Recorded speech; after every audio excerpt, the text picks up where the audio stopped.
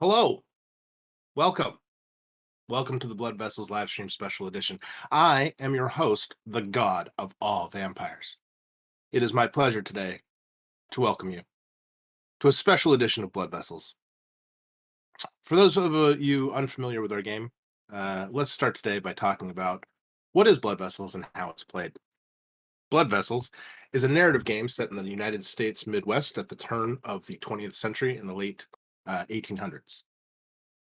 The game is about a strange virus that has infected a small population of people in the area and changed them in irreversible ways.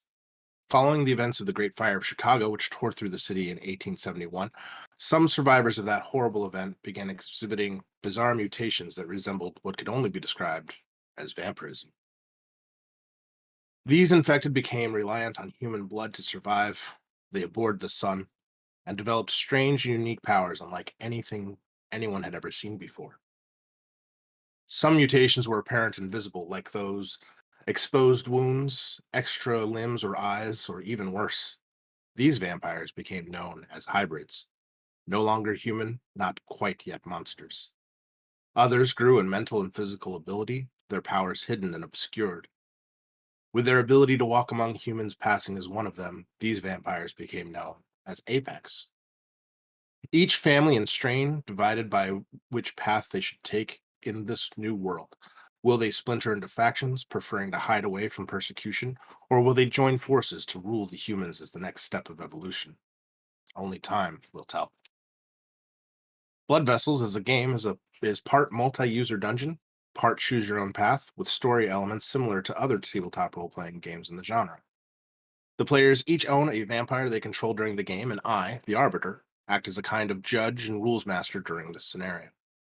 I'll describe the situation and the environment, act as all the non-player characters, providing what few voices I have, and help adjudicate the rules of the game. The players, our vampires, can interact with the game and each other in any way they like, and based on how well they roll their dice, based on their abilities and their levels, may succeed or fail in their efforts. Normally, Blood Vessels is played on our Discord channel, where players can join in and explore special rooms and interact with each other, and find new scenarios that we can develop over time and help join in telling the story together. They can form social communities, work together, or scheme against one another. Explore their city looking for answers for this particular curse. To gain access to the game and its unique world, you'll need to buy a character token, a vampire, from our storefront, which you can do at bloodvessels.io. This token acts as your character sheet with special attributes and skills on each vampire. Each token is a one of one that unique only to you, which will describe your character's attributes, their mutation, their hunger, and their humanity. All vampires may use hunger to gain access to their powers, to improve their abilities, and perform feats of unparalleled uh, uh, feats. I just said feats twice. Uh, to do so, however, puts them at risk that they will lose their humanity over time. The more that a vampire feeds, the more likely it is they become less than human. Owning a vampire will grant you access to our virtual world and lets you experience different scenarios, which we will update regularly.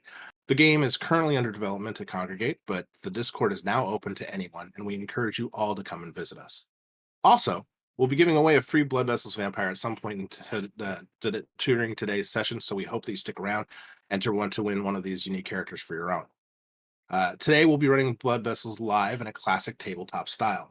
The rules of the game may seem unusual to you listening at home if you haven't joined us before now, but I assure you that the game will make sense once we start playing, and we'll go over the rules for both our players and our listeners as we go. If you are interested in what we hear today, or today, I should say, it's morning time here in the Pacific Northwest, I do highly recommend going back and listening to our other live streams. These characters in particular have been uh, running for about 3 sessions so far and have already had quite an adventure. But I won't get into that too much. With that in mind, let's go ahead and meet today's vampires. Starting off with James Brinkerhoff. James, would you like to introduce yourself and tell us a little bit about yourself?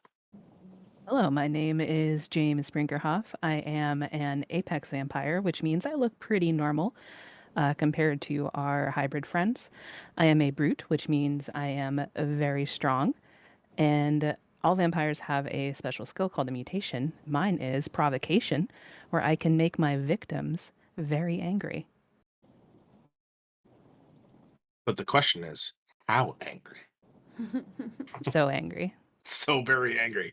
Thank you, James, for that introduction. We'll move on to Maud. Maud with no last name, kind of a share situation, I believe, or maybe a Madonna situation. I'm not quite sure.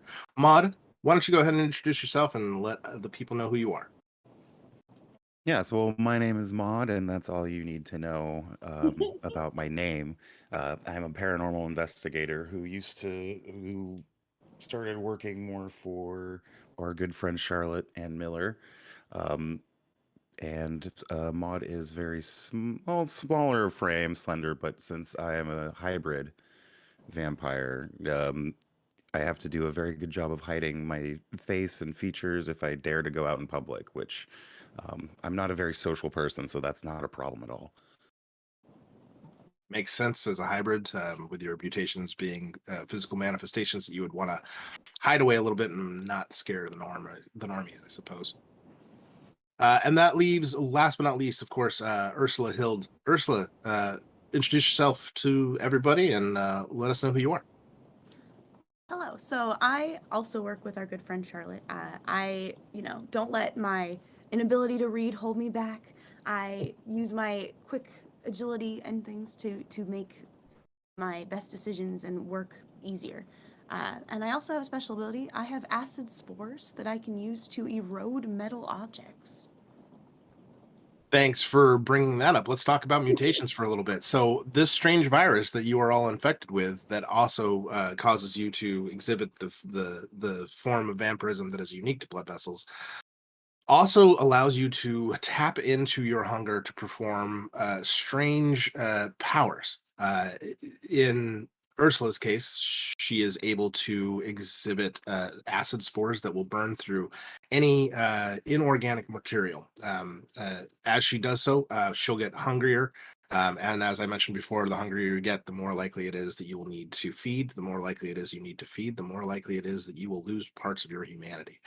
All vampires must drink blood to survive. And we'll go over those mechanics a little bit more as the game goes on.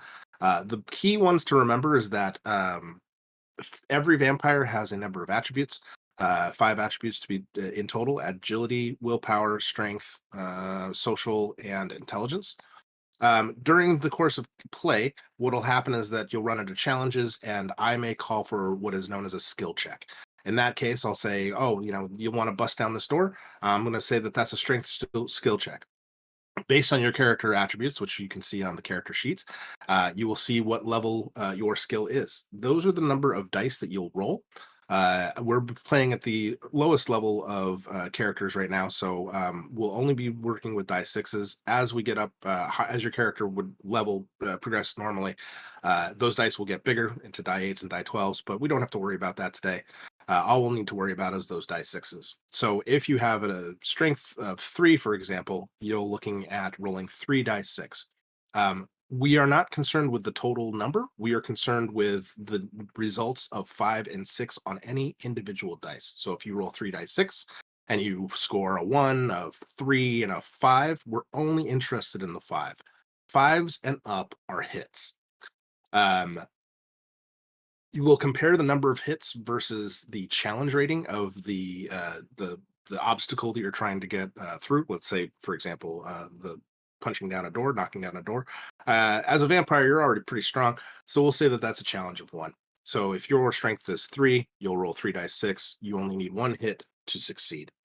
Now, it's good to know that hunger can affect this in a number of different ways. Hunger can be used to add a dice to your pool before rolling in hopes of increasing your chances to succeed.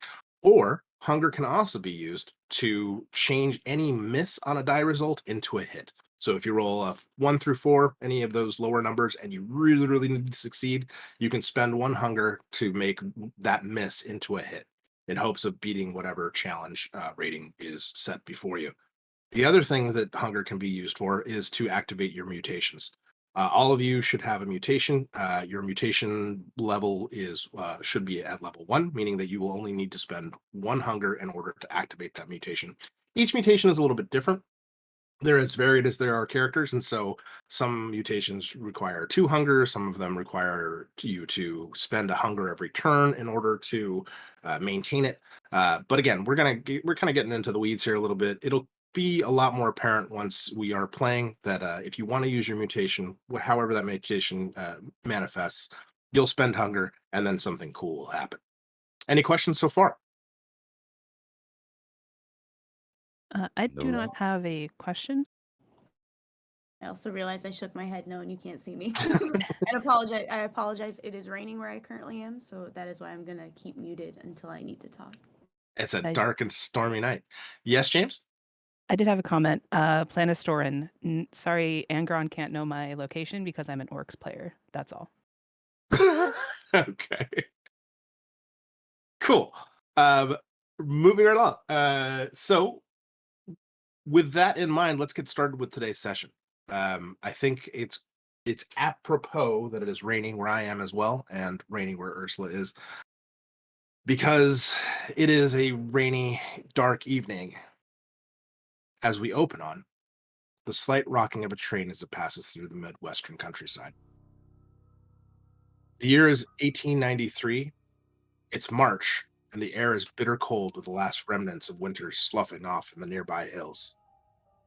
But not in here. In here, the dining car of the Chicago Sunrise, a late night train from the Windy City to Pennsylvania, the air is warm and pleasant. The room that you are sitting in is modest, perhaps even a bit courteous, as you take in the sights and sound of the people in the car that you share. A few minutes from now, dinner service will begin, but for now, you sit in the dimly lit car, examining the others carefully and wondering to yourselves, how long has it been since you awoke to this new reality? It's hard to say. Time passes differently for you now that you are reborn to the night. Each of you, in turn, has sought the advice from others about your condition, whether it be doctors, friends, partners, lovers. Your patron, a woman by the name of Charlotte Ann Miller, has sent you to investigate news of a hospital in Pennsylvania that is researching cases similar to yours. Her faction, the Circle, believes that vampires are best hidden as they determine what to do next with their lives. The world is not ready for your kind, she says, and for now, you are aligned with the Circle's agenda. For now. Stories of a clinic in Pennsylvania, run by a Dr. Lawrence Bennett, has reached Charlotte, and so reached you as well. He has opened a case study in hopes of learning more about these kinds of infections, if the whispers are to be believed. Each of you has in turn, with the help of your patron Charlotte, booked passage on this red-eye train that runs all night to its destination. In 10 short hours, your questions about who you are, and what is to come of your kind may finally be answered. Let's talk about the train for a little bit, to give you a sense of your surroundings. The Chicago Sunrise is a passenger train with some freight. There are 9 cars that make up the entirety of the train. The first, the engine room, at the front, is a steam locomotive. Here, a single engineer fuels the steam engine, which propels you deep into the night. The second is the dining car, closed until meal times. You are here. After this is a sleeping car, the first of which is private rooms, locked for VIP members only. The second, a sleeping car, is bunk rooms, shared, open to the public. After this is a baggage car. This is off limits. This is where luggage is held. After that, a flat car used for hauling large loads, cargo, open air. and is, of course, off limits to passengers. Past that at the rear is a cattle car used for hauling livestock. Chicago is notorious for moving livestock and meat packing, as you well know. Lastly, of course, is the caboose, manned by a single engineer as well, that controls the rails and the direction of the train as the rails move. Inside the dining car, you can see several nicely decorated tables with white linens atop each, which sit neatly placed silverware and dishes, enough seating for about 18 tables of 4 tops total. But since dinner time has passed, the car is mostly empty. The dining room is lined with large windows that look out over the passing countryside, although it's dark outside and there's not much to really see at this time of night. Each table is individually lit with electric lamps, a newish invention indicating a level of expense in the train's design. There are currently 7 other passengers in this car as dinner is wrapping up. The first, an old woman, and a younger one, obviously not a daughter by their difference in appearance, maybe perhaps an assistant or secretary. The younger looks tired to the point of exhaustion.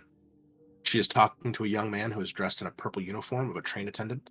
His name tag reads Felix. They seem to be discussing some matter of importance. There's also a middle-aged couple here.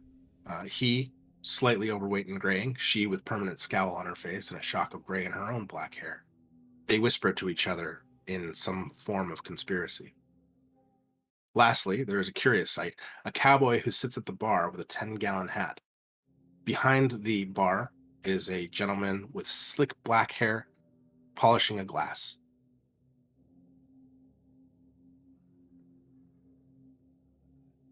Those are the 7 people in this room. At the front of the car, at the right side, is a well-stocked wet bar topped with accoutrements and mixing implements. This is where the cowboy is sitting. The dapper man behind smiles and cleans an empty glass with a clear rag. On the left is a small kitchen station where a portly man in a white chef's uniform cleans the remnants of dinner off the serving tray. A variety of pans sit atop a small stove oven with countertop for cutting meats. Various platters of sides sit in shallow metal pans next to the service station. The smell is delicious, or it would be if you were still capable of enjoying it. As you all well know, sadly, the taste of human food no longer appeals.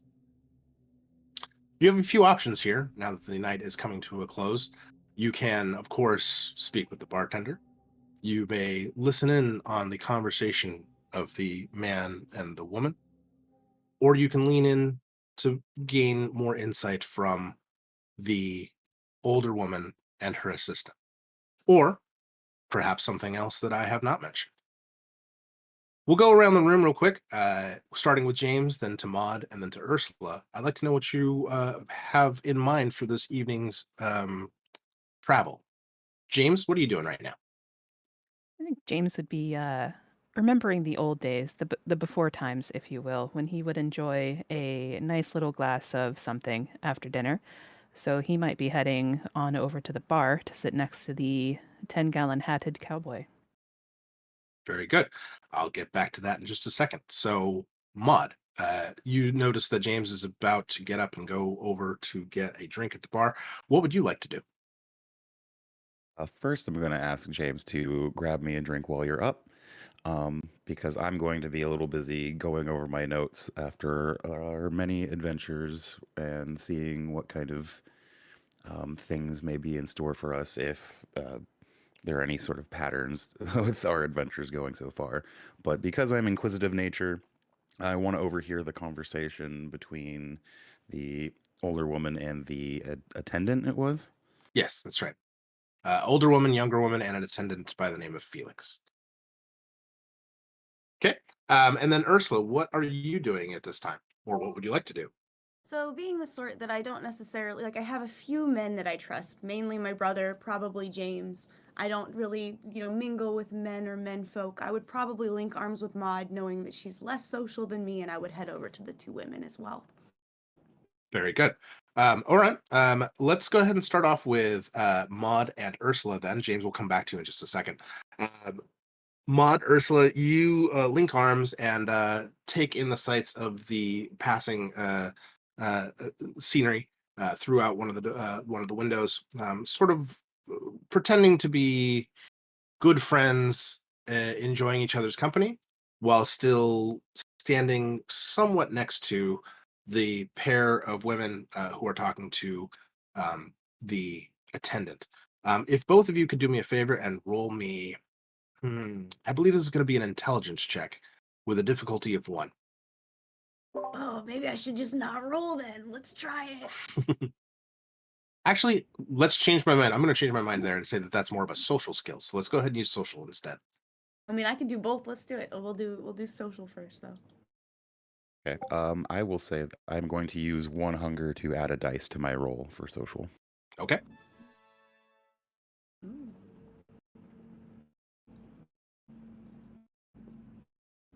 Oh dang! Nice. Excellent. So, as our results show, Ursula succeeded with 1 hit. That's 6. Maud, however, pulled 2 6s, which is very good. So, Ursula, what you'll overhear is the woman who is speaking to Felix. It seems to be she's the younger of the two. Uh, she seems to be pretty distraught. She's basically saying, "Young man, you must understand. If my mistress does not get her medication on time, she might very well grow very ill. It's very important that I have access to the to the luggage room. I left my bag in there, and if I don't get in there, I'm going to be in trouble." And you kind of don't really hear the rest of the conversation.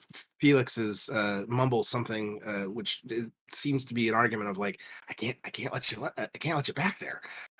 However, Maud, you will notice in this conversation, while you originally focused in on the conversation between the young man Felix and the young woman, who are arguing a little bit, sort of under their breath. But as you do so, you sort of clock the older woman.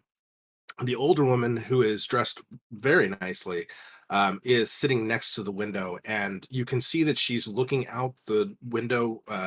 That she is pretending to look out the window, but what she's really doing is sort of clocking everybody else in the room.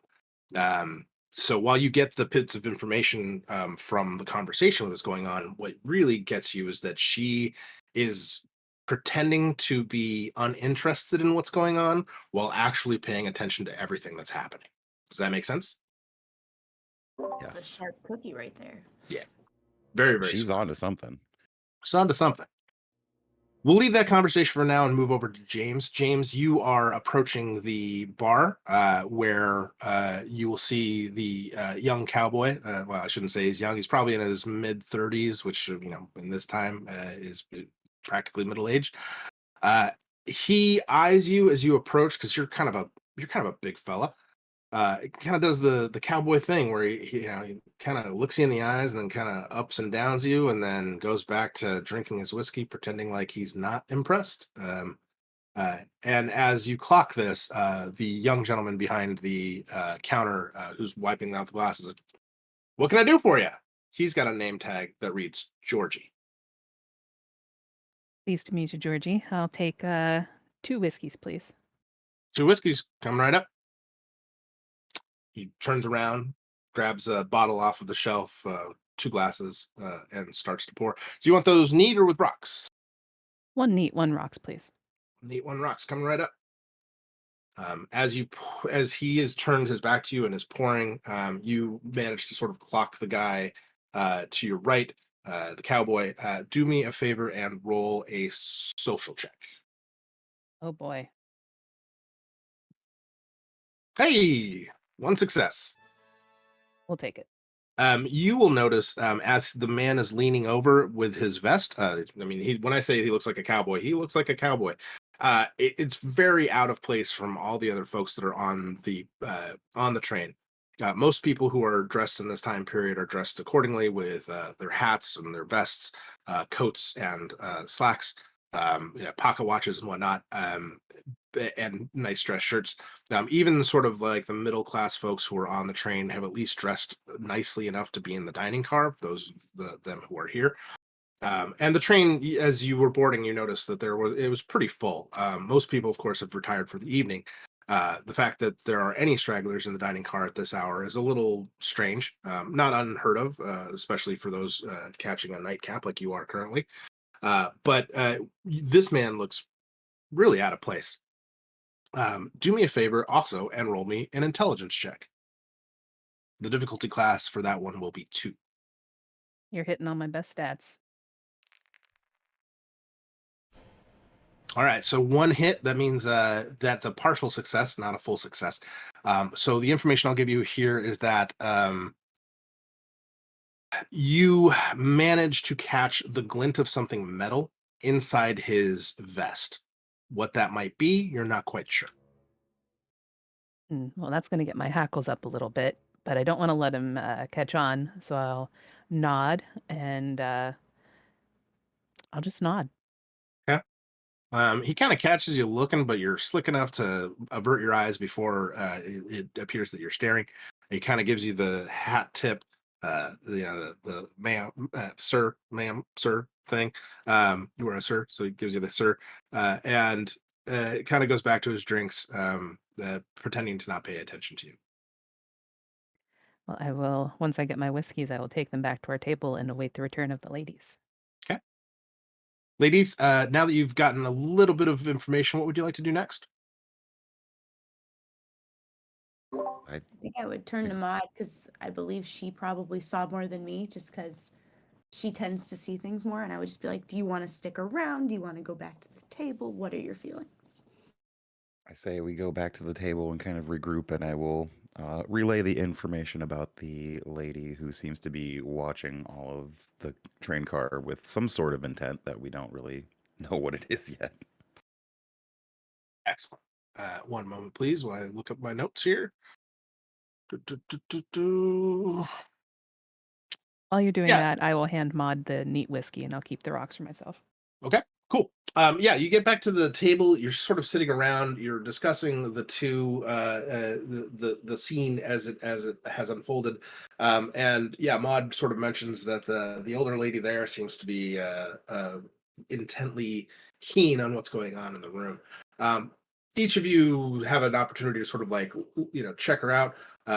You're doing that thing where it's like look but don't look. We're kind of like subtly glancing over to make sure that she's not paying attention to you. And the woman is definitely of a higher standing. She is probably in her mid 60s. She is dressed in fine clothes, mostly in black and whites, suggesting perhaps a period of mourning. But that period of mourning after the initial period. So in the olden times, like olden times, the 1800s, you would wear black for a certain period of time and then start to phase out that black into purples and perhaps even more reds, bringing color back into the wardrobe to indicate you're getting over the mourning period. She's, with what little understanding you have about the customs of folks within that realm of wealth, you would guess that she's maybe a year or 2 out from her phase of mourning. So you're starting to see splashes of color. One thing that you do clock on her is that when you are looking at her to see what's going on, each of you will get a sense that at some point in time she is looking back at you. However, you cannot confirm that. As you are discussing this, however, you will have the young woman and the young gentleman, Felix and the assistant, will finish their conversation, and Felix will, basically, he kind of gets the sense that like he doesn't really have a chance to argue with this woman, and so he will just leave and go out the back door of the dining car past you. He seems to be kind of grumbling under his breath as he goes. Is there anything you would like to do in this interim before we move on to the next scene? Which direction did Felix go again? Towards I'm the sorry, say front? again. Which direction did Felix go again? Towards the front or the back? The back. Oh. So you're in the second car. He headed past you to the rear, into the third, and possibly beyond. Okay. Maud, you had mentioned that you wanted to take a look at your notes to see a little bit more about what you've learned in your paranormal investigation. Do me a favor and roll me an intelligence check with a difficulty of 2. You got it. Hey, 2 successes. Look at that. Fantastic. So you're going over your notes and you're discussing your previous case, the case of the missing Ursula's missing friend. And in that encounter, which our listeners may or may not know of, is that you were able to find that there are more of your kind out there than even possibly you were aware of. Charlotte and her compatriots, you get the sense that, the fact that you found each other it's in of itself its own sort of marvel. That when you first came to learn of your curse, you felt like you might have been the only one. Each of you, to your credit, has a story of how you became what you are now. And unless I'm mistaken, each of those stories is a traumatic event. Whether it was being trapped in the Great Chicago Fire and awakening to smoke and terror, or being overcome by some invisible force that you were unable to control, only to find yourself awakening much later, places that you don't recognize and don't remember. It's hard to say what drew you together in the first place. Perhaps it was just curiosity about what you had become. And as you learned about this, I don't want to call it curse, perhaps ailment, affliction, as you learned about these things, you found that you had yourself performing acts that you're not necessarily proud of, or maybe you are. Maybe you've learned to accept what it takes to survive as a vampire in this new world. As I said before, to find even each other seems to be a miracle. To find that there were enough of you that a person like Charlotte Ann Miller might exist is troubling, if not anything else. The idea that there is someone in the world who is trying to find a cure for your kind. How this affects each of you individually, I'm going to leave up to you. But something to consider, that there are probably others like you who are curious about what Dr. Bennett is working on. As you were contemplating this, several minutes pass, and eventually the back door to the room will open up again into the dining room with a bit of a bang, and you'll see Felix again emerge. This time, looking flustered, frustrated, scared, perhaps. He rushes past you and past the old woman and her assistant, and directly to the cowboy. And his voice is loud enough that you can tell that it is hurried and perhaps even a bit panicked, but you can't quite make out what he is saying, unless you would like to make a social check with a difficulty of 3. Hard pass. Ursula would like to make a social check. I also think that I will add a hunger so that I can have 4 dice. Excellent. Let me try. I would just think that Ursula would probably be wanting to be in everybody's business. No. Sure. So only 1 hit, and you need 3. So if you wanted to, you could spend 2 more hunger to increase either of those misses into, or any of those 3 misses into hits, or we'll just consider it a partial success. The way the partial successes work in the game is that you'll get some information, but not all the information, or you'll get, you'll do a partial effect rather than a full effect. But as it stands, you've technically missed the challenge. So if I do 2 hunger, I get to roll the same amount, or I have to roll 3 this time? No, if you spend 2 hunger, you'll turn any of those 3 misses into automatic successes. So you just spend a hunger, and that one becomes a 5 or 6. I think that I would do that because Felix looks so agitated. I would spend 2 hunger. Okay. Go ahead and spend your hunger. Please make sure to mark it down somewhere on a scratch piece of paper, since we can't alter your character sheet here on the live. But Yep, keep in mind exactly. that each character has a maximum number of hunger. Once you've reached that hunger, each character is different. But for example, if your hunger is say 5, if you reach 5, anytime you use hunger from then on out, it'll start dipping into your health. Each character also has a health score. Once your health score goes down to 0, that means that, and there's a number of different ways that you can take health damage. Someone punches you, hits you, shoots you, etc. Our vampires are a lot more sturdy than the average human bear, so you can take a bunch of damage for a number of different reasons, as well as like through overexerting yourself and getting hungrier. However, if your health ever is to reach to 0, your character dies, except vampires don't really die. Instead, they'll enter into a sort of catatonic state. If they are removed from combat or taken to a safe space, they will eventually regenerate over time. But when they do, they'll lose some of their humanity. As I mentioned before, as you lose some of your humanity, your character becomes less effective. It becomes more dangerous in a lot of different ways that we haven't quite discussed yet. But more importantly, the mechanics of the game for the meta purposes is that if you use too much hunger, you'll eventually start to use up your health. If you use too much health, you will eventually die. If you eventually die, bad things happen. Now, you can replenish your hunger at any point in time by taking an action to feed.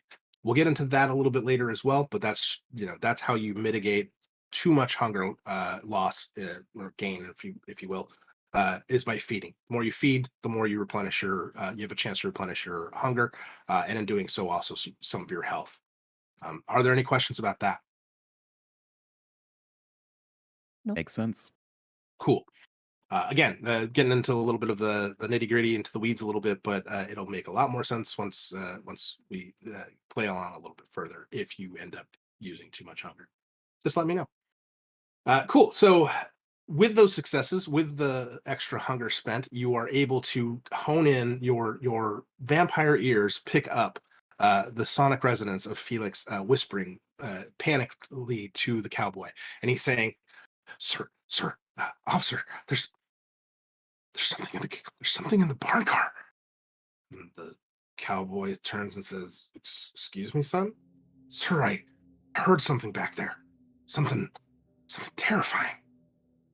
"What do you mean something terrifying? There's nothing back there but the cows."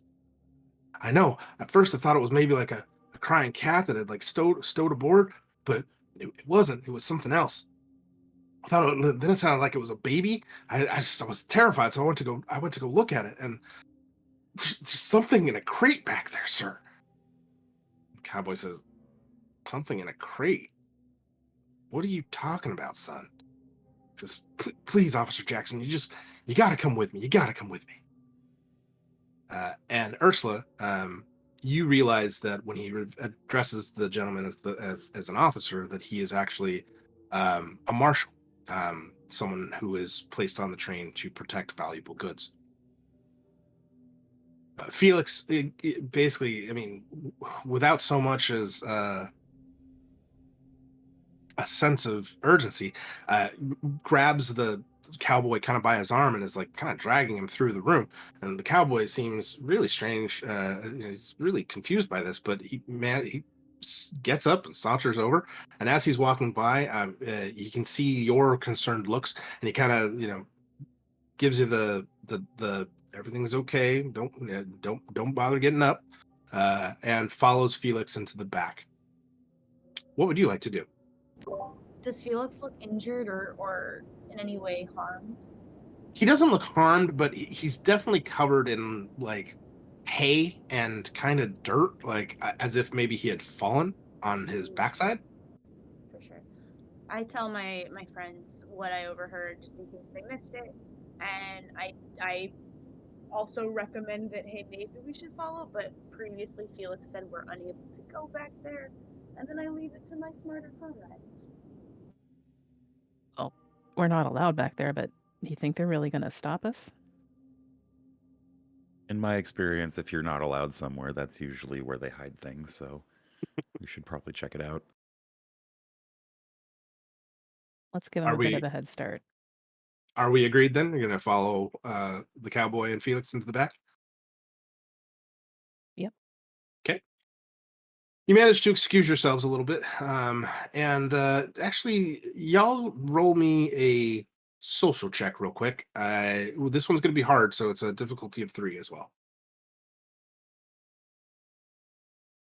I think I'll can only roll 1 dice. Unless you want to add hunger. Yep, I'm You going don't- to you don't spend the have to. hunger. Okay. I will also. Yeah, I'm gonna spend another hunger. I've got a lot of it. Why not? Let's try. Oh Lord! I didn't even see what happened. I just hear the scary noise. Okay, I'm gonna roll 4 and see.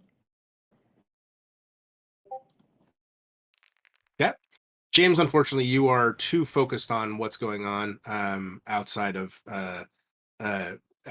your circle to really pay attention.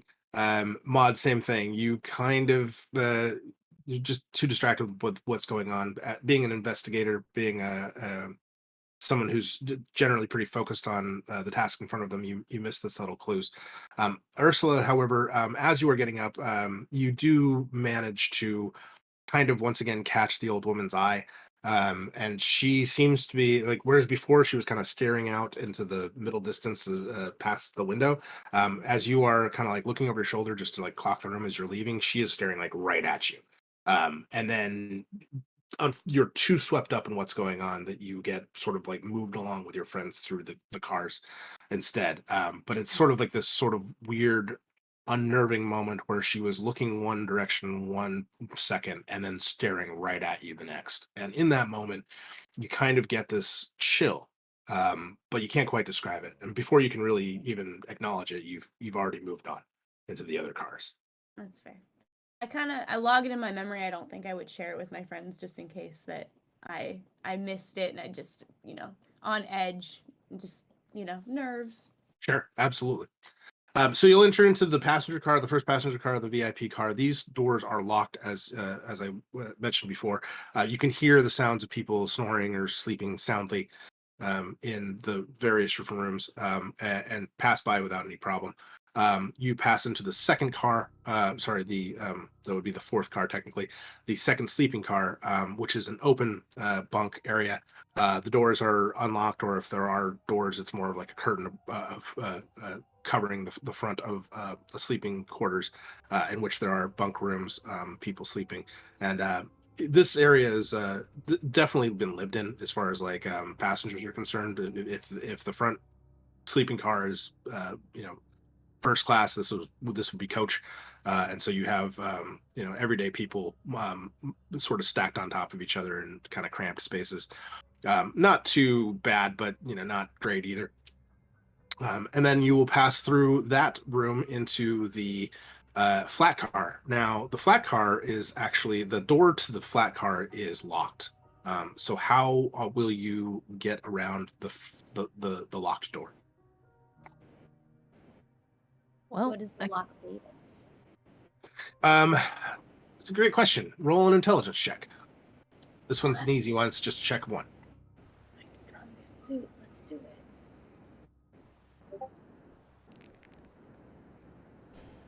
I mean, to you, it looks like it's a pretty basic, slide lock. But you I've you never haven't. seen anything like it before. I mean, you're familiar with a slide lock. You're just not quite sure how you're supposed to get past it. I'll take a chance at looking. Okay. James cracks his knuckles waiting. Yeah. So this one, you managed to take a look at it and you realize like it is a slide lock. However, there is a spot for a key, and you can see with your investigation skills, because you're a private investigator, or a paranormal investigator, I should say, that it looks like someone has jammed a key in there very quickly, very recently.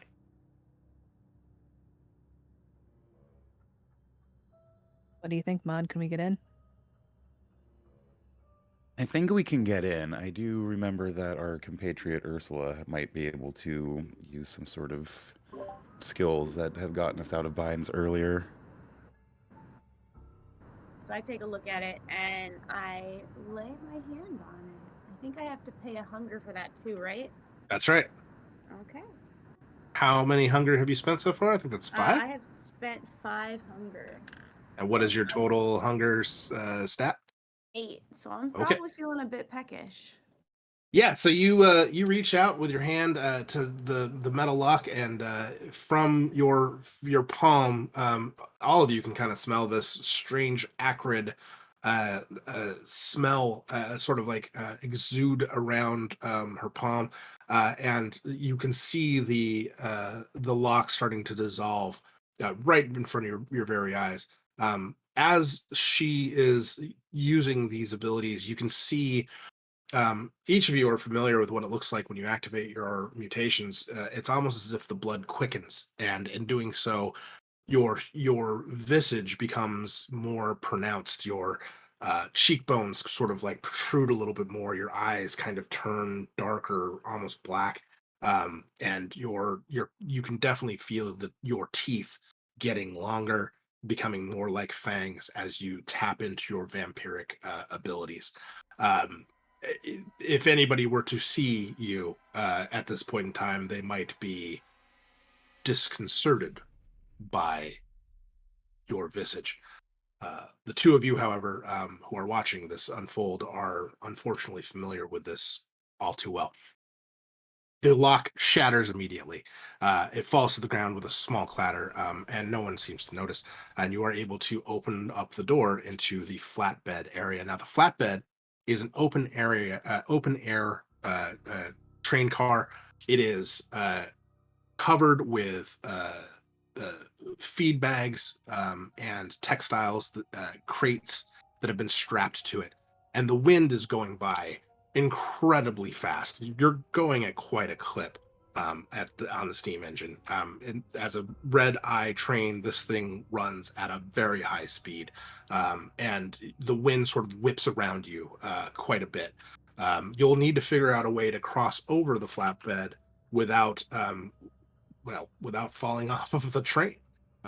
So give me some ideas on how you want to do that.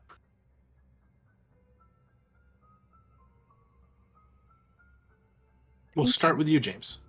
I think James would try to brute force his way through, just using his strength and bulk to keep him down, but he might have to grab on to some of the crates and such, depending. Okay. Mon, how are you going to try to traverse this very difficult terrain? Well, it seems like I'm going to have to get a really solid grasp on things, so I'm going to use one more hunger to activate my mutant ability of finger claws, or I like to call them thingy claws. Thingy claws. Yes. Okay. So your fingers, your fingers turn into basically talons. That you will see the nails on your fingers grow into sharp points, and you manage to stick your hand into one of the feed bags to grab purchase, and then your next hand into a stack of textiles in order to grab purchase. And you're sort of doing like like in Wolverine and the X-Men comics, where he's like climbing up the wall with his claws. It's one of those things, except with your fingers instead of your claws. That's a big shout out to Wolverine and Marvel Comics right here. Not sponsored. Big fan of Wolverine. Chris Claremont rules. Ursula, how are you going to traverse this area? So how tall is it? How tall is the? This is the after the bunk rooms, right? This is the off limit car. This is the flat car. Excuse me. Okay, cool. So how tall is the stuff on the flat car? You're probably about waist high at the highest points. Okay, and there's probably like no. Is there a way to go through it, or you'd have to go over it? You would have to go. I mean, you can kind of squeeze through. There's not really a whole lot of like pathways down the middle or anything, but you can kind of squeeze through like a crate here or a crate there. But yeah, you're gonna have to kind of climb over things. Sure. Well, so I am very agile. I would probably, keep like lean into that, and I would try my best at getting over it and dodging what I needed to, making sure that my footing was sound. Okay. So since each of you are kind of approaching this challenge in different ways, I love that's man. There are some things in life that make being a dungeon master arbiter really worth it. What is your marching order? Who's going first? Ooh. Who's going second? Who's going third? I assume James will probably go first since he's, the strumfliest. Okay. I can take up the rear that way in case anybody falls behind or has issues. I can assist in some way. Okay. James, go ahead and make me a strength check. Since you're pretty burly and are taking the extra time to kind of cross a little carefully, go ahead and add +1 dice to your roll. The challenge rating of which is only 1. Hey, look at that. That's a whole lot of that's a lot of dice. Yeah, you kind of climb on top of the first stack of stuff and realize like, oh yeah, this is like working at the stockyards. This is like old hat stuff for you. You managed to traverse the difficult terrain without any trouble whatsoever. Even as the wind is blowing through you, you just lean right into it, almost in defiance of God's will. It's pretty impressive to watch you just like it's no big deal. Well, it's the baldness. There's no drag from my hair. Nah. so- No drag because of the baldness. Love it. So you'll manage to get to the door. Sorry, the next car first. Coming up second is Maud. Maud, you were using your claws. You've already spent your hunger, so I'm going to go ahead and let you automatically succeed. You don't need to roll for anything. You are just taking your time to kind of like claw your way from point A to point B to make it up. No problem. Ursula, however, on at the rear, same thing. I'm going to need you to roll an agility check. Difficulty of We're going to make this one a difficulty of 2 because it is a lot harder to sort of sprint across these things than it is to barrel your way through it, apparently. Hey, not a problem. Yeah, you did the whole like Legolas on the snow type of thing where you just hop up on top of things and go across the way without any problem. You all managed to make it to the other side without any difficulty whatsoever. Almost kind of like when you see like a pack of wolves kind of like bounding their way across the plains. It's one of those types of things. You guys make it look easy and kind of cool. You get to the next car. The door is actually unlocked, and you will find you open up the door and find the baggage room. In this room is a lot of bags. There are crates and there are chests. There are racks of clothes hung up on hangers, and as well as bags, luggage, and a bunch of stuff. Unlike the flat car, there is a path in the middle of this car that allows you to traverse without any problems. But is there anything that you would like to do while you are here in the baggage room before moving on? Does anything look out of place? What do you mean by out of place? Something that might be a little too big or a little too oddly shaped or, something with weird sounds coming out of it. Not in this room, but there is one more car to go. I bring up to my friends that the two women were discussing something that was in the baggage car that they needed. Maybe we could see something that has, I don't know if we know their names, but something that would match, a woman of her stature. You did catch the young woman's name, Isabel Graham. The elders you did not, however. But if you would like to take some time to look around, go ahead and roll me a intelligence check, please. Oh dear, let me try.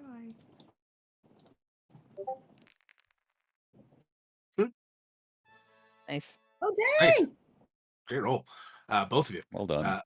Maud, you will find a well, I'm going to start with Ursula, actually. Ursula, since you were actually specifically looking for something, you will find a set of luggage that looks very nice, very hand-stitched, beautiful, very custom built, and there is a monogram of MR on the front of it. It does look like this luggage has been opened and was left open, almost as if somebody was going through this stuff when they heard something in the next car over and abandoned their search. In investigating this bag, you will find a medicine bag, sort of like a travel bag of various different medicines. And within, you will find a syringe. I definitely point this out. I know that Maud also saw, but I pointed out to James just to be like, hey, like this is super sus and it's open and there was probably somebody here and all the stuff you just said. Yep. In investigating the syringe, you will notice that the liquid within is a dark red color. And there are instructions on a small little card, handwritten instructions that read, take in case of emergency. I now tell my friends what I saw in the when we were leaving the dining car because things are starting to fall into place. Well, this seems like an emergency, so maybe we should take it. I hand it to James. I, I don't I, like to carry it. yeah, I don't syringe myself. I just kind of hold on to it. Sure, that that's lady fair. gave me the heebie-jeebies, so I defo just like hand it off. Okay. James, you can add one syringe to your inventory. That syringe is basically will restore 1d6 health and or hunger if you inject yourself with it. Oh, The other person, Maud, you were looking around for just sort of anything that might be useful, and you come to find. Looking at my notes, you will come to find a very thick woolen coat. It's a really Ooh. nice coat, and it fits you like a glove. Well, being a paranormal investigator doesn't pay that well, so I might just take this for now. This will act basically as a form of armor. If the first one damage that you'll take from any source, as long as it's not like burning or acid or suffocation, will automatically be negated. However, it will destroy the coat in the process. It's such a lovely coat, though. It's such a lovely coat. So yeah, add that to your inventory as well. That's all you find. You'll find other things, but those are the most useful items that you'll find in the room. Past this room, however, is an unlocked door that is kind of banging open. You'll notice that, like, as the train rocks, it sort of like lightly taps open and shut. And from beyond that room into the next car, you can also see that door is open as well. So there's kind of like doing the alternating banging noise. And you can assume by the quickness in which someone has passed through here that the cowboy and Felix have moved on into the next car, which is the cattle car. How would you like to approach the last door? I feel this calls for a bit of subterfuge, which is not my strong point. No, being strong is your strong point. This is true.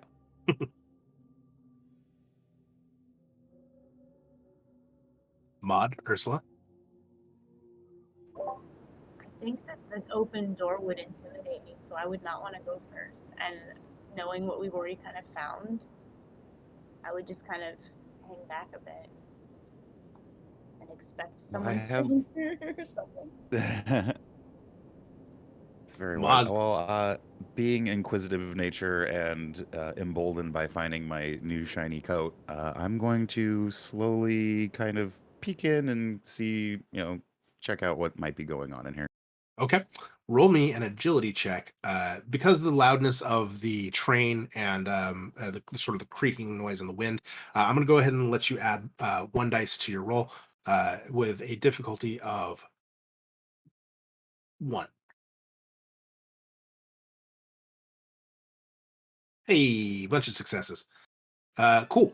So yeah, seeing the door, you kind of do this thing where you take because you have this woolen coat now, you stick your sleeve into where the door is kind of banging to stop it from banging, and then slowly open the door into the next car. The next car again has another door because there's a little space between each car. Obviously, it's not like they're connected.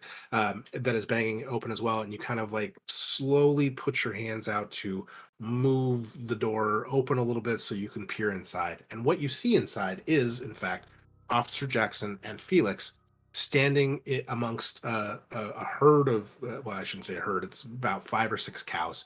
And the smell, of course, is not great. It's a lot of hay, it's a lot of cows. But they are both standing in front of what looks to be a row of crates pushed up against the back of the car. And they're kind of arguing amongst each other, and they don't notice you, but you can definitely hear them, Felix being like, "It was right back here. I swear to God, like it's something in those crates back there. I definitely heard it, and I went to go look at it, but then it like bumped, and I was terrified. I fell down and messed my uniform, and I just need you to come check it out." And you see the cowboy kind of like, eyeballing the thing and not really paying attention to you. What would you like to do? So their backs are to us, or Their backs are to you. 'cause I am kind of starting to get really, really hungry here. Mhm. It's very tempting. We can investigate after we have a little snack, right? Is that- That's true. Time for the om nom nom. I think we Okay. should probably go grab someone. Okay. So we're going to go ahead and move into basically combat at this point in time, only for the purpose of uh, understanding sort of the order of things and how things can get done in sort of like an orderly fashion. In other systems, we would call this initiative. I don't know what we call it in this system, but we'll call it initiative as well. So the way that the combat works in this system is that there is an inciting incident in which a player or an NPC does something. After which, if a player has gone first, that player then chooses who goes next. The person who goes next then has an action and then chooses somebody else until all players have gone. Once all players have gone, the NPCs will take their turns and then follow up again with the last person who acted, who then gets to choose who goes first, and so on and so forth. The inciting incident here, of course, is going to be that you go into the room and try to grab one of these two folks. Trying to think if there's anything else that I need to inform you of. Oh, yes. So during your turn, the way the combat works is that you have two kinds of actions, a quick action and a normal action. Quick actions are anything like move from one area to another, sort of close the distance, for example. You can grab something, you can use an item, you can do a lot of different things with a quick action, but they have to be kind of quick.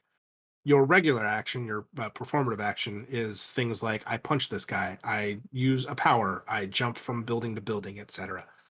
Those all require a full action, basically a single action, and you can combine those two actions in any way that you like. The way that actions work, there aren't any like specific like, oh, I punch, attack, ranged attack, that sort of stuff. It's more along the lines of like, I want to do a thing. You tell me what that is. I'll tell you whether or not it's a quick action or a regular action, and then go from there. Regular actions include things like skill checks. So you want to punch a guy, that's going to be a strength skill check, for example, and that will take an action. Once you have performed your singular action and your quick action, you move the turn to the next player. Does that all make sense? Yes. Great. Maud, you are up first. Who among the two would you like to grab first? I know it sounds like the marshal would be the bigger threat, and that means also the tougher target. So I might go for Felix. Okay. I believe I still have my claws, my finging claws I out. believe so as well. So I'm gonna use that to just kind of close the distance. I'm gonna close the distance with a quick action and just kind of grab onto Felix as tightly as I can. All right. Sounds good. I'm going to make you roll probably an agility check for this because you're kind of moving stealthily to grab a hold of him. So let's make it an agility check. But I will give you a +1 dice to it because he is completely unaware that you're going to do it. Difficulty of 1. No. It's going to miss unless you want to spend a hunger Well- to make that to a success. I'm down to 2 hunger, but it sounds if we do this right, I will not be that hungry anymore. So I'm gonna use 1 to make it a success. Okay. Yeah, you kind of look at your compatriots and they can just see, like, in your eyes, it's feeding time. You rush forward, grab Felix from behind with your claws, sink them into his body. He lets out the most, like, sharp, quick scream before your teeth sink into his neck. Roll me 1d6. 5 it is. You will regain 5 hunger. If you are already tapped out at hunger, you may regain any health as well. But if you can't go over your maximum, obviously. So you will regain 5 hunger through this act. Oh, I'm back to full. Oh, so delicious. Great. Now roll me 2d6.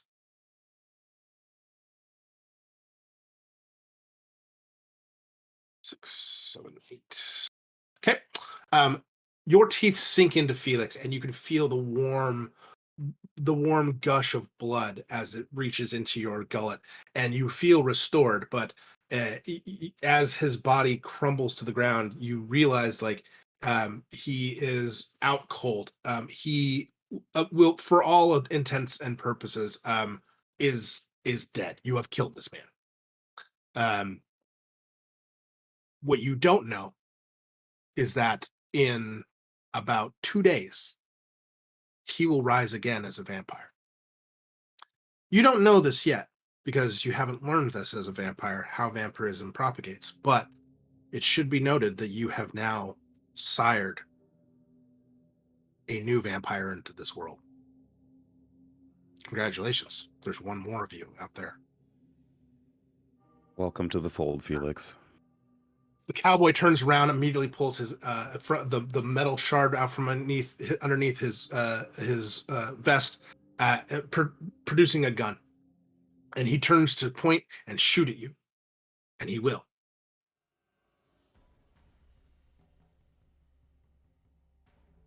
Unfortunately, the gun goes off in such a small space, the sound is deafening, and you feel the bullet, which would have ripped through you if it had not been for the heavy woolen coat that you are wearing. You may discard your heavy woolen coat. Oh, it was so nice too. I know. Pour one out for the heavy coat. Going out for the heavy coat. We are running short on time, so we're going to try to move as quickly as possible as we are getting ready to finish up. Who would like to go next? Who would you like to go next? I think. What- Sorry, you go. Oh, yeah, let's go, James. Yeah, so seeing this person pull a gun on one of my friends, this sends James into kind of a bit of a rage. So he will just bull rush this guy and try to tackle him to the ground. Excellent. Roll me a strength check.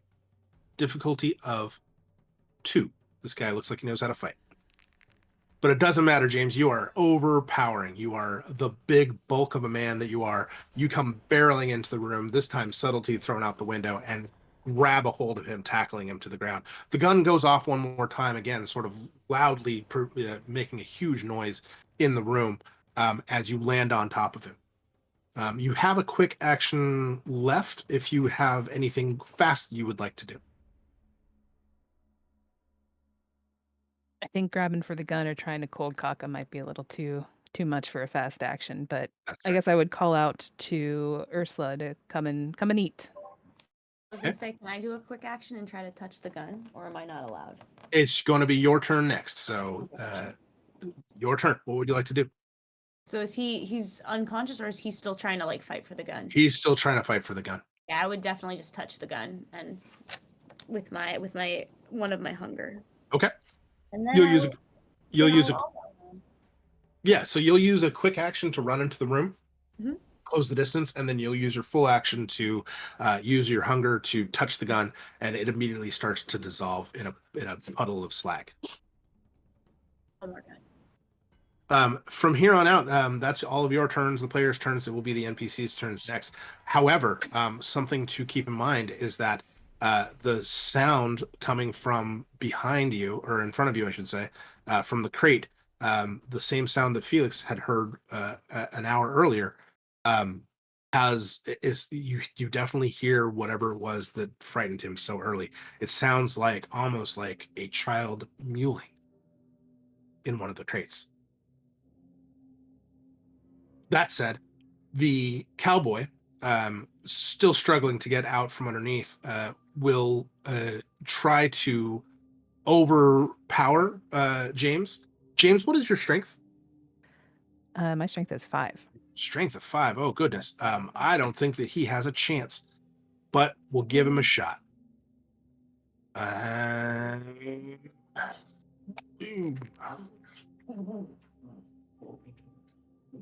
Oh yeah, he manages to wiggle out from underneath you.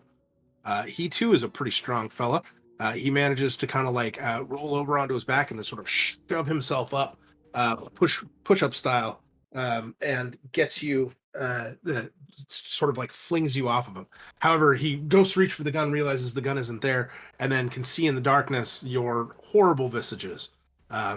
Felix, unfortunately, is out, so he can no longer act. That means it's back to you, Ursula. You go first since you were the last in the player order last time.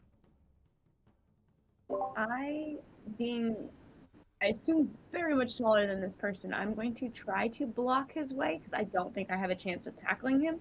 And I'm going to try to give room to James to try to tackle him again because, yeah. Okay. So that's basically called, that's using your action to create a help action. What that will do will give James an additional +1 dice to their roll, whatever skill that they use. So that is your full action. You'll basically just be like trying to like block him off and get in his way and distract him from being able to do anything about it. Yeah. Cool. That means I assume that you want James to go next. Yeah, let's do it. Okay, James, you're up. So I have a rules question. So as a Sure. vampire, I would know that would I be able to still gain sustenance from a dead person's blood? You would not. You actually have known this for quite a while. One time you thought, well, maybe if I can get around needing fresh human blood if I can, take some from a corpse. And unfortunately, you realized that it just made you really sick. Okay, so we got to keep this guy fresh for Ursula so she can have her snack. Thank you. So I guess what I would like to do is use my mutation, which again is provocation, which gives me the ability to make people angry. And kind of when this happens, James almost like his muscles kind of get bigger, his body strains at the fabric of his clothing, his eyes grow black. As you mentioned earlier, his fangs kind of start to come out a little, and he just I can't think of it off the top of my head, but he growls something very cool at the marshal to kind of draw the aggro, as it were. Okay. Yeah, so all you have to do is spend 1 hunger, and in doing so, the target will gain the enraged condition. How that works is that the enraged condition means that he will gain bonuses to his damage, but negatives to his ability to use skills. So he might be able to, if he hits you, he'll do more damage, but his chances of hitting you become less and less. And of course, he will act kind of irrationally. He will get angry. That's what enraged means. So yeah, that's what happens. You growl something at him, and you realize like his face turns from like fight or flight to just pure fight. It's I am in survival mode. I will do everything it takes to survive, even if it means killing these people. And you realize that he's got some combat experience behind him. Here's a man who is used to being in these kind of life or death situations. You wonder how many shootouts he's been in the West, which is obviously where he is from, and realize that perhaps maybe you have bitten off more than you can chew. Now it's time That to square up. leaves that leaves Maud left for their action. Maud, what would you like to do? I guess since I still have my claws out, I can try to restrain this enraged cowboy. Okay, are you going to try to grab them, or are you going to try to slash at them? Slash. Okay. Roll me a strength check, difficulty of 3. Well, I did just eat, so I'm going to use another. Unfortunately, only 1 hit. You'll need 2 more. to succeed. Oh, but I just ate. I just got my. Okay, I'll use 2. Well, I got to save my friend. Okay. Yeah, so you reach out to grab a hold of this guy, and your hand just slashes across his chest. He begins to bleed profusely, and in this moment, like Maud, you realize, like, oh, I gotta eat. Like at this point in time, there's nothing else. You see the blood, and it's time. You must feed, or else. That leaves it up to the NPCs. You've all acted. The cowboy, realizing how dangerous things are for him, uh, and seeing that he is 3 versus 1, he is grabbed by the claws. He realizes that he has to extricate himself first from this, so he will try to get away from Maud. Unfortunately, because he is enraged, he's not thinking very clearly, and so his dice roll to escape is going to be lower. Normally, he would roll 3 dice 6 for his agility. Unfortunately, he's only going to roll 2. So let's see what happens. Only 1 success. He is unable to get out of your grip, although he is thrashing as much as possible, and in doing so, an elbow clocks you across the face, Maud, dealing 1 damage to you. Ouch. At this point in time, and since we're running out of time, the crate at the back of the car bursts open, and the force of which knocks all of you back, including the cowboy, who it now is faced with something that he cannot describe. As the top of the crate blows off, you can see one taloned, awful hand reach out around the front of the crate, and then another slowly reaching out, grabbing a hold, and then this thing pulls itself up from behind a crate. Its hair black, oily, matted across its face gaunt, giant fangs protruding from its mouth, its eyes solid black. And in a moment, you realize that this thing, this monstrous creature that is now emerging from the back of the crate, is what you look like when you feed. If all you did was feed. No more humanity. No more sense of decorum. No more hiding. This thing is what you will become should you ever lose your humanity. And it shrieks in a voice that is deafening. And I need everybody to roll a willpower check with a difficulty of 3. Well, my will is 2, so I'm going to use a hunger to try and bump that up. The only person that comes close is Maud, and they fail by 1. Everybody else will fail. 1 more hunger. Okay. Good thing I fed.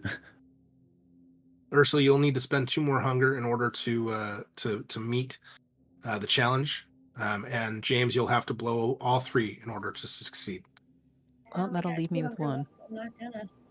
I'm sorry, say that again, Ursula? I only got 2 hunger left, so I don't think I can. So I'll take it. You could. Oh, and then I take health damage? That's right. Okay, then. Let's try that. Okay. The scream bellows through, and you can see the cowboy is pretty much liquefied instantly. Blood begins to pour out of his eyes, his nose, his ears, as the scream sort of like just turns him into jelly. And you realize, like, as you're watching it happen, that could have been you. It could have very easily been you. If it hadn't been for your vampiric powers and your fortitude, you would not have survived that blast. And one of you almost didn't. Ursula, you too will have blood running from your nose. Black ichor, which used to be your fresh blood, is pouring out of your nose, but you will manage to survive. And in this moment, this creature, this horrible thing, after it screams, you see it rise up into the air, unfold big black leathery wings, and claw at the front of, or at the top of the car, and exposing it to the night sky. And in that moment of awe, this creature flies into the night and is never to be seen again.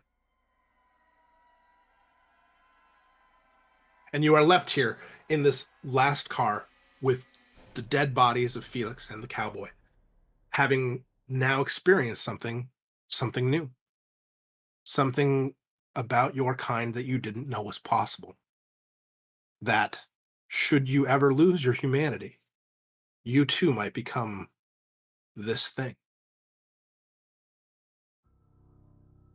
Once the shock and awe wears off, you have an opportunity now at the end of our adventure to determine what you want to do last.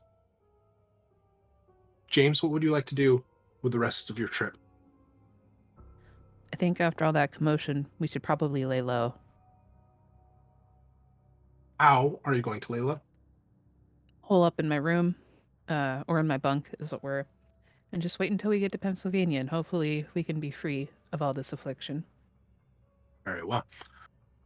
Maud, what would you like to do at the end of our adventure? I will do the same because as a paranormal investigator, I have a lot of notes to take and sketches to do. And because I have to let Charlotte know about what we just saw. Very well. Ursula, you are wounded. What would you like to do to finish off the evening? Yeah, Ursula is very hungry too. I feel like, after killing 2 people, maybe a third death would be too much, so she probably would pull up in her room as well until they reach their destination and then feed in Pennsylvania, because one more death on the train might be too much. Very I well. still have that syringe, and I will happily give it to you. Oh, thank you. Okay. Still lying low would probably be the best bet for me as well. While you are in your room, you are recovering from. Well, first of all, you dispose the bodies off the train because I think that's the smart thing to do, and it makes the most sense. And you go back to your rooms, looking haggard, looking a little worse for the wear, but luckily, most of the passengers are asleep now. What we will do here is have a bit of an interlude before we call it a day. As you are in the room writing down your notes, James, you are reminded of the syringe in your pocket, and you reach in to grab it to hand it to um, Ursula. And just before you are about to administer the shot, there's a knock on the door. And when you open the door, you will find the old woman who's dressed nicely standing there with their assistant. And their assistant looks dazed, half conscious, almost drugged. And the old woman says to you, I believe this might help. That is my property, and I would like it back. And she kind of gently nudges the younger woman towards you, and you realize that she is under some kind of thrall. And she sits down next to you, Ursula, and bares her neck and offers you to drink. I don't think Ursula could resist. She would definitely feed. Okay. You feed upon her and roll 2d6. Well, roll a die 6 and then 2d6, excuse me. You will gain back 6 hunger and or life, whichever is better for you. And yeah, okay. So you managed to once again sort of knock this woman out. She, unlike the poor Felix, will not become a vampire. She will just remain unconscious until she recovers. It's almost as if the old woman, after having presented her to you, pulls her back before you can take too much of her. And she reaches out her hand for the syringe. I will hand it over. She takes the syringe, and when she puts it into her bodice, she reaches out a card and says, there are more of us than I think even you know of.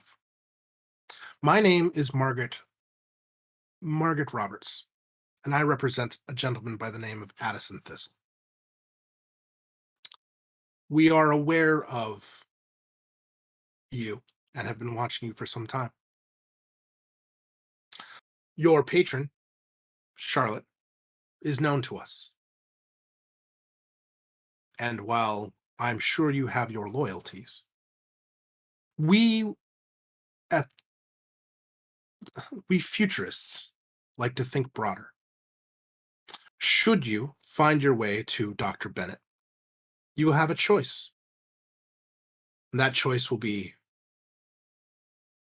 to help our kind or to hurt them. Should you choose the former, please come calling at us. We'd like to offer you a different way. Should you choose the latter, believe me when I say there is no place in the future for those who would work against us. I hope to see you soon, my dears. And with that, she steps backwards into the shadow and is gone. And in that moment, you are left, perhaps with more questions than answers, more paths to explore, as the train ride rolls into the night and into Pennsylvania Station. What happens next? Well, that will be up to you in our next episode of Blood Vessels. Thank you for joining us today. We hope you had a really great time checking out our game. As I mentioned before, we are going to be giving away one of these vampire tokens. So if you are in chat right now, just let us know. If you are interested, we will take your information. And hope everybody had a really great time. Please feel free to join our Discord.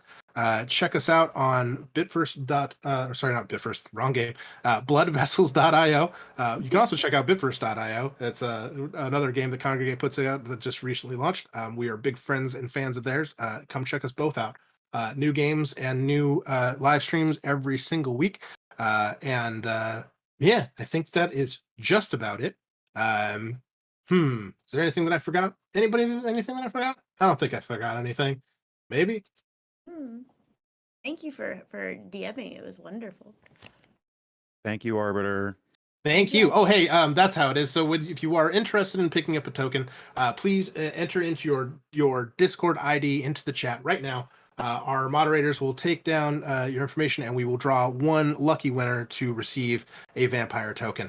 Thank you very much again for tuning in with us today. We hope you had a great time. Thanks to our very special vampires today who totally crushed it. Hope you guys had a really good time. Thank you. Yeah, and thank you to our technical team, our sound guy, everybody who, our moderators, our community managers, everybody who manages, helps us get these live streams out. We really hope you had a good time. Thanks for joining us, and we'll see you next time.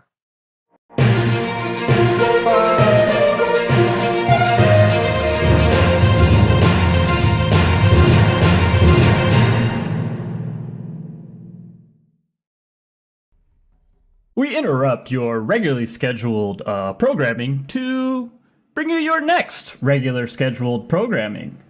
I am Adrian, community manager for Congregate.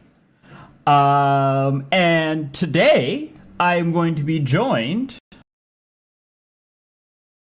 guests. We have Sophia Miller, our brand marketing manager, and Tom Quitoni, our engineering manager. And my first question is, Tom, did I get your name right? It was pretty close. Can you hear me speaking? Yes, we can. All right, perfect. I didn't know if my mic was working. Yep, Quitoni, perfect. Quitoni, yeah, good. Hi, Sophia, as well. Hopefully you have connected with us. Hi, I'm here, and I have a really easy last name, so we're good. Yes! I do appreciate that. Thank you very much. Yeah, So- I did that just for you. My volume mistakes. So today we have a lot to cover. We're gonna play some games on Congregate.com. We are going to talk about the history of Congregate with our guests here. We're gonna premiere a never before seen video, and we're going to announce the winners of our Congregate design duel. Now, while this is all going on, please, in chat, same as the last stream, we'll be having a giveaway. We'll be giving away to 5 lucky winners. We'll be giving away 500 creds each. 500 creds each, 5 lucky winners. All you need to do to get in that giveaway is enter your Congregate username in the chat. And just like the last stream, our moderators will go through, we'll pick a random winners, and you'll receive your creds. So feel free to light up that chat with your username. Turning our attention to our guests, before we started today, I asked you all to bring a little bit of homework. I want you to bring a Congregate game that we can play in the background here. So, Tom, which game did you bring for us to play? It's got to be Learn to Fly. Awesome. I'm a sucker for that genre of games. Burrito Bison, Learn to Fly. Yeah, I don't. There's something about the incremental advances you make every round that is just super addicting to me. I love it. I hopefully you can see on the screen. I have it in the back here. I'm going to be playing this as we talk about some of the big changes coming to the website, coming to the brand. I know, Sophia, I know you have a couple things you'd like to share. Yes. Okay. So I am very excited because today we will be revealing our new logo. And so I'm really excited about that, obviously. We've been building up to this for a while. We're all really excited. Yeah, exactly. So when we share our never before seen video, one of the things that has never been seen before is our new logo. And so I'm really excited for everyone to see that. And then I say I totally remember how to play this game, by the way. Don't pay no attention to the man behind the screen right now. oh Lord. So earlier I was like playing some of the games. I was like, which one do I want to do? And this was one of the ones that I played, and I was like, okay, so hopefully I can actually be good at this. I love this game. It's so good. It's just get a little better every time. That's it. I did figure out a little bit of like a strategy, but let's see what I figure out. Thanks for the help, buddy. You're welcome. So what are some of the design philosophy that's been going into the new brand redesign? Yeah, so just like a little bit of context. You said I'm the brand marketing manager. Yeah, I feel like you'd have an informed opinion on this. Yes.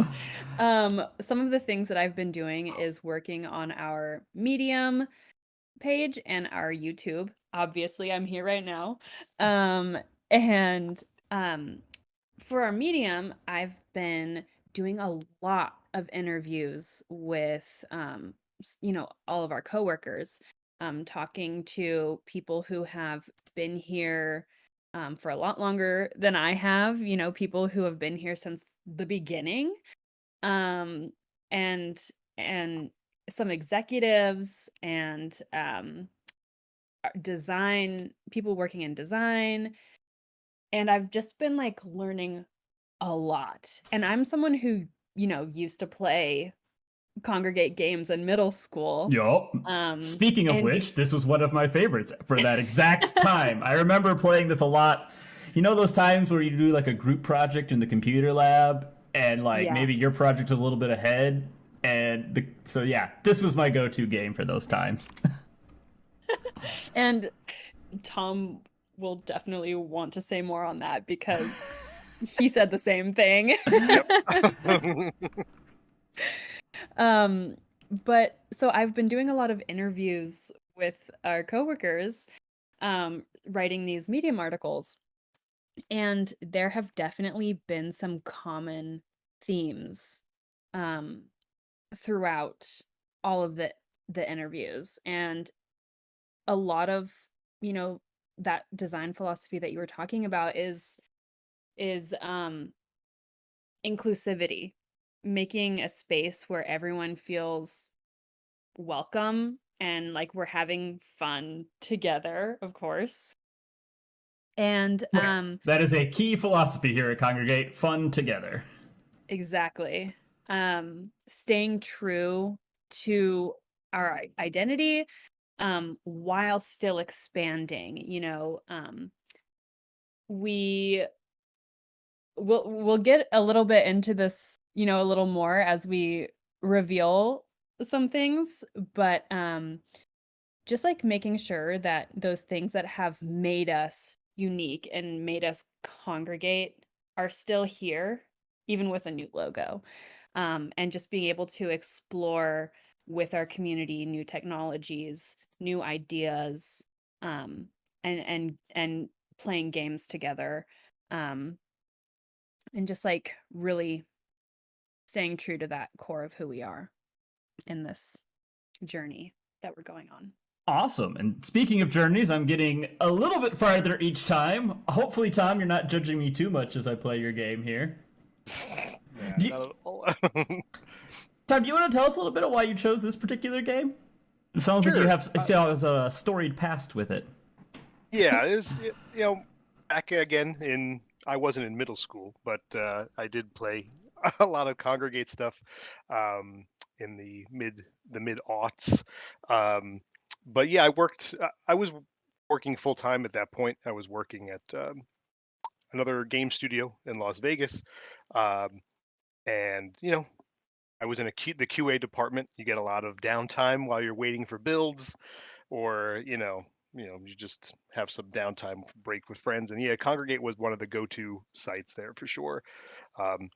And yeah, there's something like I mentioned earlier. There's something about the way I look at these games is, like you said, you're getting a little better every time you make a run, but then there's that point where you either get a new item or a new strategy for how to play, and you go incremental, then there's like an exponential jump in how far you travel, and then you start that incremental build up again, and then there's like that next major push, and it's definitely like a Pavlovian conditioning sort of thing.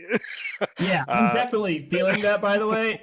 For all y'all who are watching along with us, if it feels like, man, he's getting a real good sense of how to do this, it's because, like, just 2 months ago, I was looking into games to do for one of our faction events on the Discord, and I ended up playing this, and I was only supposed to play, like, 1 or 2 rounds.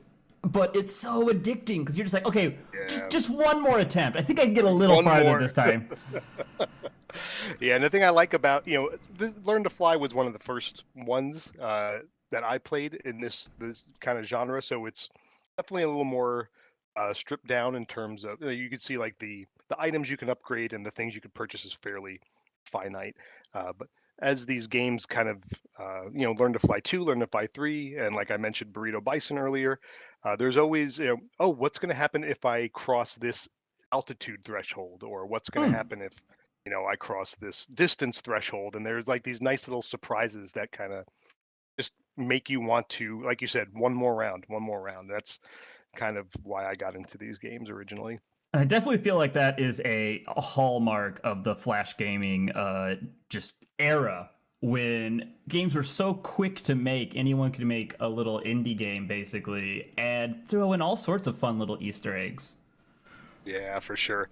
I really, like I said, I played so much stuff on Congregate, and one other I really liked Infectinator when it was out. That's one of my favorites. Also, I was recently replaying that with the Ruffle Flash emulator that was now running on the site. So, Is there anything you can tell us about that? Perfect tie-in. So yeah, I'm an engineering manager for the platform team here. I started at Congregate in this past June, so I haven't been here super long, but I've been working in video games / entertainment software since 2000. So when I had the opportunity to join Congregate, I was like, wow, this is kind of like a blast from the past. I'm really interested to see how they're going to invent and reinvigorate their brand moving forward. And that was one of the main reasons I kind of joined up. But my team that I'm working with is rebuilding Congregate.com to be a new platform with new technology, but with a lot of the same stuff that you remembered from the past. So we're rebuilding it with Web 2 and Web 3 tech in mind.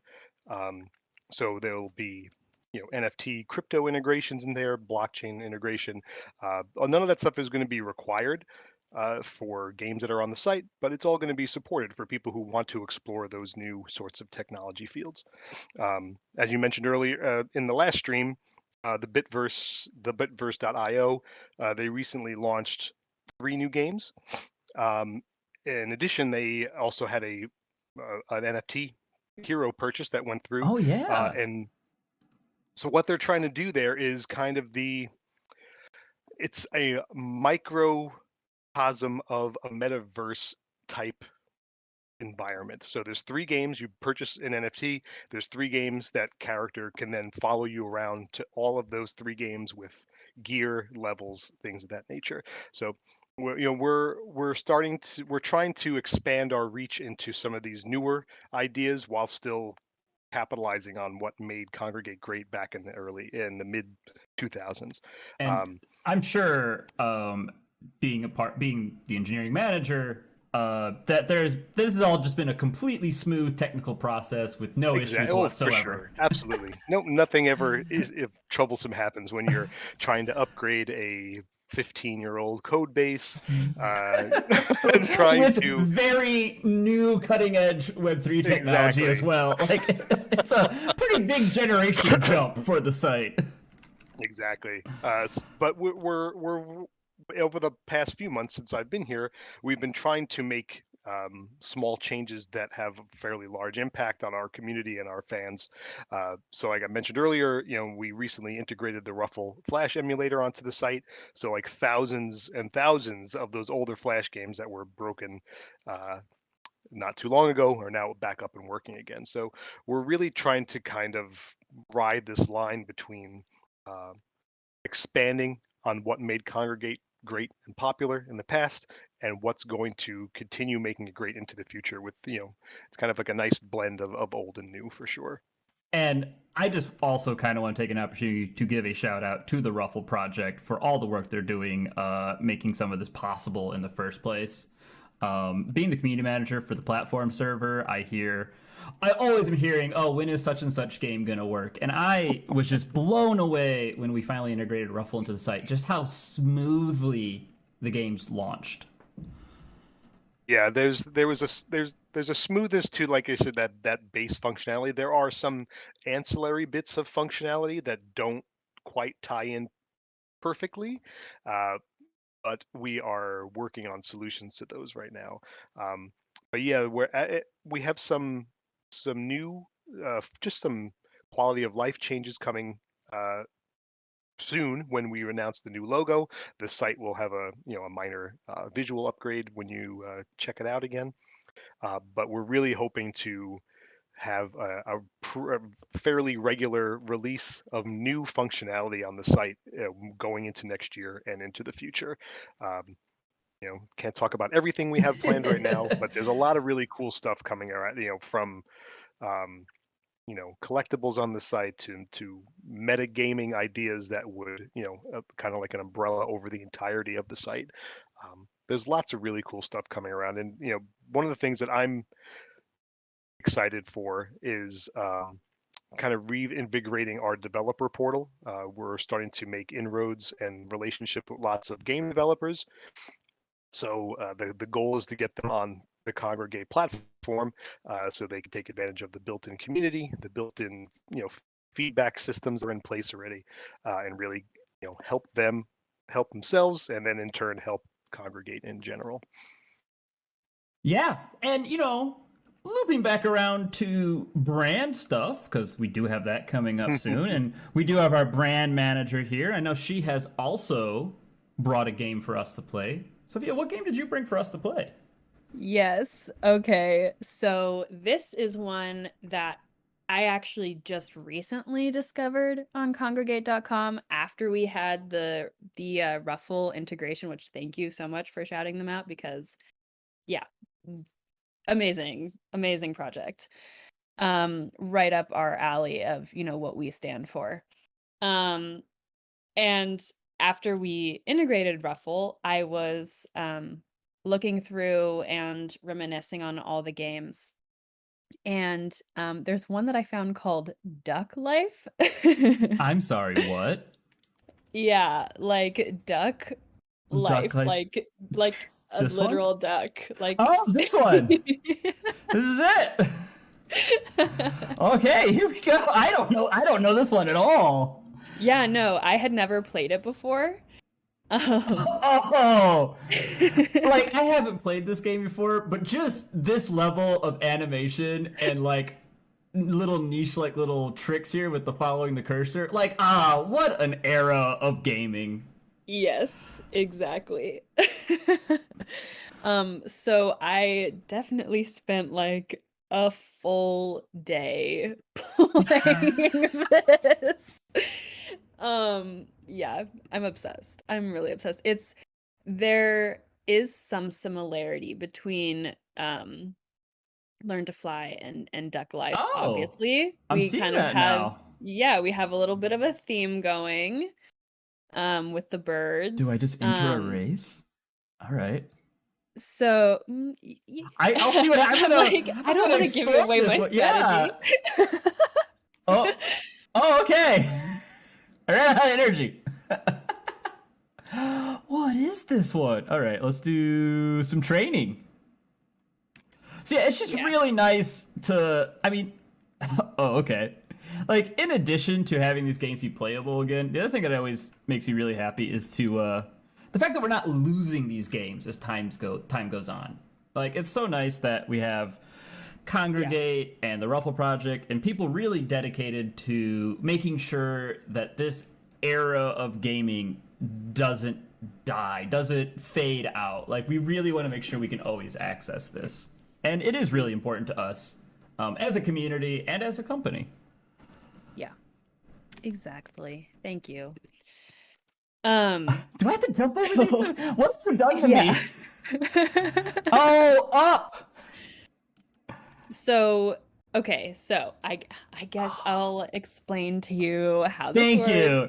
I appreciate it. So, as much as I love the Wild West days of this time, I did forget that like there was no real like set control scheme, so every game just has its own jump button, it feels like. Yeah, exactly. So, yeah, so basically, you know, you use the arrow keys. And you can also use your mouse for different things. Like when you're in like that menu area, you can there's like a little house with a $sign on it. You can go there and you can buy food for your duck. You can also do a loop-de-loop, it turns out. Oh. Not a good one. I'm gonna try it again. That was your death animation, maybe. No, I did that. All right, new objective is to try to do a loop-de-loop. Oh my god. I almost did it. Maybe Tom's right. Maybe it was just the death animation. I'm just dying in unique and interesting new ways. All right. Exactly. So at the beginning of every little like training section, it'll tell you, you know, which arrow keys you need to use to do to like to go forward and to move past the obstacles. So the secret is reading. I'm hearing. The secret is reading the instructions. And then you can collect those little yellow coins, which you can use to buy your duck food or accessories. Oh, all right. There's something for us. Playing that's I'm a big fan of making I'm forgetting the word. I'm a huge fan of it. I forgot the word. About game preservation. And I understand, that these are simple flash games, but they represent an era in past gaming where this was where a lot of people got their entertainment from. Free little games you could mess with, and it was like a fertile ground for new ideas and things like that nature. It was just, bringing them back to people is very exciting to me. And they're parts of so many people's stories. Like a Yep. lot of people, I do a lot of work on our Twitter as well. We have brand keyword searches, and so I see a lot of comments that are always like, "Oh, hey, you might remember my first game that I made 10 years ago on Congregate. Well, I've released my first Steam game, so check it out." And it's like it's just so nice Oh, to be a wow. part of those origin stories. Yeah. I was talking with John Jones, who's on our business development team, and he's been going to some like conferences, tech and gaming conferences, and what he was saying is that there were so many people there that had developed their first games on congregate.com and now are like really successful game developers, and that they were all really excited to see where we were going and wanting to be part of it. So yeah, I totally, I mean, it's part of my story. Yeah. For sure. Yeah, I mean that was like I said, when I first started working in games, it was for a studio that was owned by Electronic Arts. We were working on what are considered AAA PC titles at the time, but man, everybody that was working on them when they had downtime would go to sites like this to play games. And I just remember that time too. It was just so fun because you'd have a friend that mentioned a game they liked. And so you would it was like a word of mouth system of sharing. Like, I just remember all my friends were playing games on Congregate at the time. Yeah, it's Yeah. fun. I really like this one you suggested. So yeah, I remember this one too. You remember this one? I do not remember this one. I do. I was like, oh, we got this great combination of like classic nostalgia with Learn to Fly, and then we got this nice little niche game. But no, Tom. It's not niche to Tom. Yeah, right? Hardcore. Someone else in the YouTube live stream chat actually said that they remember Yeah. this game too. Oh. So, Store run. Yeah. yeah. Well, again, I'm sorry to everyone who knows how to play this game because I am not playing it right. Oh, I mean, you're getting there. I think he's going. Okay, I think I'm in sync. I don't know. Am I the big one or the small one here? I guess I'm the tiny one, huh? The camera like follows you, Okay. not the or not the people in the front. So I must have just yeah. been in if that sync makes with one of the sense. big boys. Go. Is there a go faster button or is this just automated? This is automated, yeah. Okay, So, I gotta energy up then. yes, exactly. So what you were saying earlier about, Congregate games, getting bigger by word of mouth, and I think really fits in with, our focus on community, games first, community first, fun together, like you can't have fun together unless your games and your community are first. Those are like literally fun games together, community. It's And in our so name. We congregate a community. literally, yes. So I feel like a lot of our brand is like right there in the Yep. name, which I really love. And talking about those stories of like getting together with your friends. I've heard stories of, people going into the computer lab during lunch and everyone playing games on Congregate, and like going home after school and the first thing you do is you play a game on Congregate. And like I remember, being in middle school, having sleepovers, everyone would gather around Oh the yeah. computer and play fun stuff, sometimes scary games, and then you can't sleep. And that was just the thing, is it was such a playground of just creative freedom that there was a game for every weird idea you could imagine. Exactly. And so I think we're really bringing that same vibe into our brand now, this journey that we're going on into, new technologies, into blockchain. We're making sure like all these games, still work. We still have that nostalgia factor, but it's more than just nostalgia. We're bringing this into the future. We want to make sure that we have that same sense of like, if you have an idea, you can do it. You can develop the game that you feel passionately about. And there'll be an audience to play it that will, that's someone you can communicate with. That's one of the things when we talk to developers that they just always like, is that immediate access to feedback from the early days of Congregate. Because that wasn't really a thing at that time. I mean, social media was in its infancy with like MySpace, maybe. I can't remember when MySpace started, but to be able to like directly hear the sentiment of a project you're working on seemed to just be like a huge kind of rallying point for why developers like being on Congregate in the first place. Yeah. Yeah, for sure. That built-in feedback mechanism is amazing. I think it's like you were alluding to it earlier. Having that sense of community and that word of mouth is great, because like I've seen lots of games that like I played on Congregate initially, but as we mentioned earlier, they're now they have like App Store versions that are a little more fleshed out. There's an Infectinator App Store version as well. So it's just this fertile proving ground for new ideas. And speaking of fun ideas, I'm going to bring out my homework, because this is my favorite game. This is the first game that when I was playing it on a school computer, I actually sat down and was like, oh wait, I want to keep playing this one, which is I almost said the wrong one. I always want to say it's Art of War, but it's not. What is it again? Oh shoot, it's Of War. Thank you, autocomplete. Help me out. I'm having like a camera moment where I'm blanking on the name. No, I don't want War of Cells. It's not Act of War. It'll come back to me. I feel like I wonder if I know what it is. Well, if there's another one that you want to play, yes, we've got like Bloons Tower Defense. I love that one. That's always a good one. Yeah. But also, have you ever sat down and played like the original Bloons? Yes. Okay. Yes. I had it until I started working here. I did not realize how much of a different game it started as.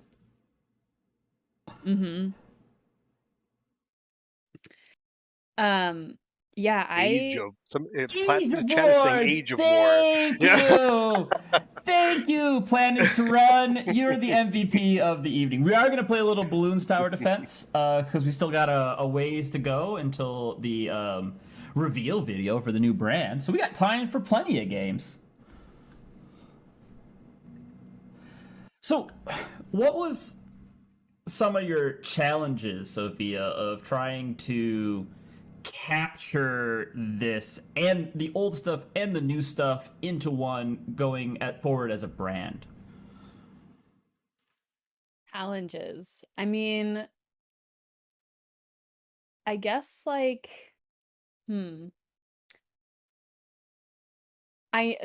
having spoken with our chief blockchain operations officer, Michelle, she's one of the people that I sat down with and interviewed, learning about, all there is to know about who Congregate was, who Congregate is, etc.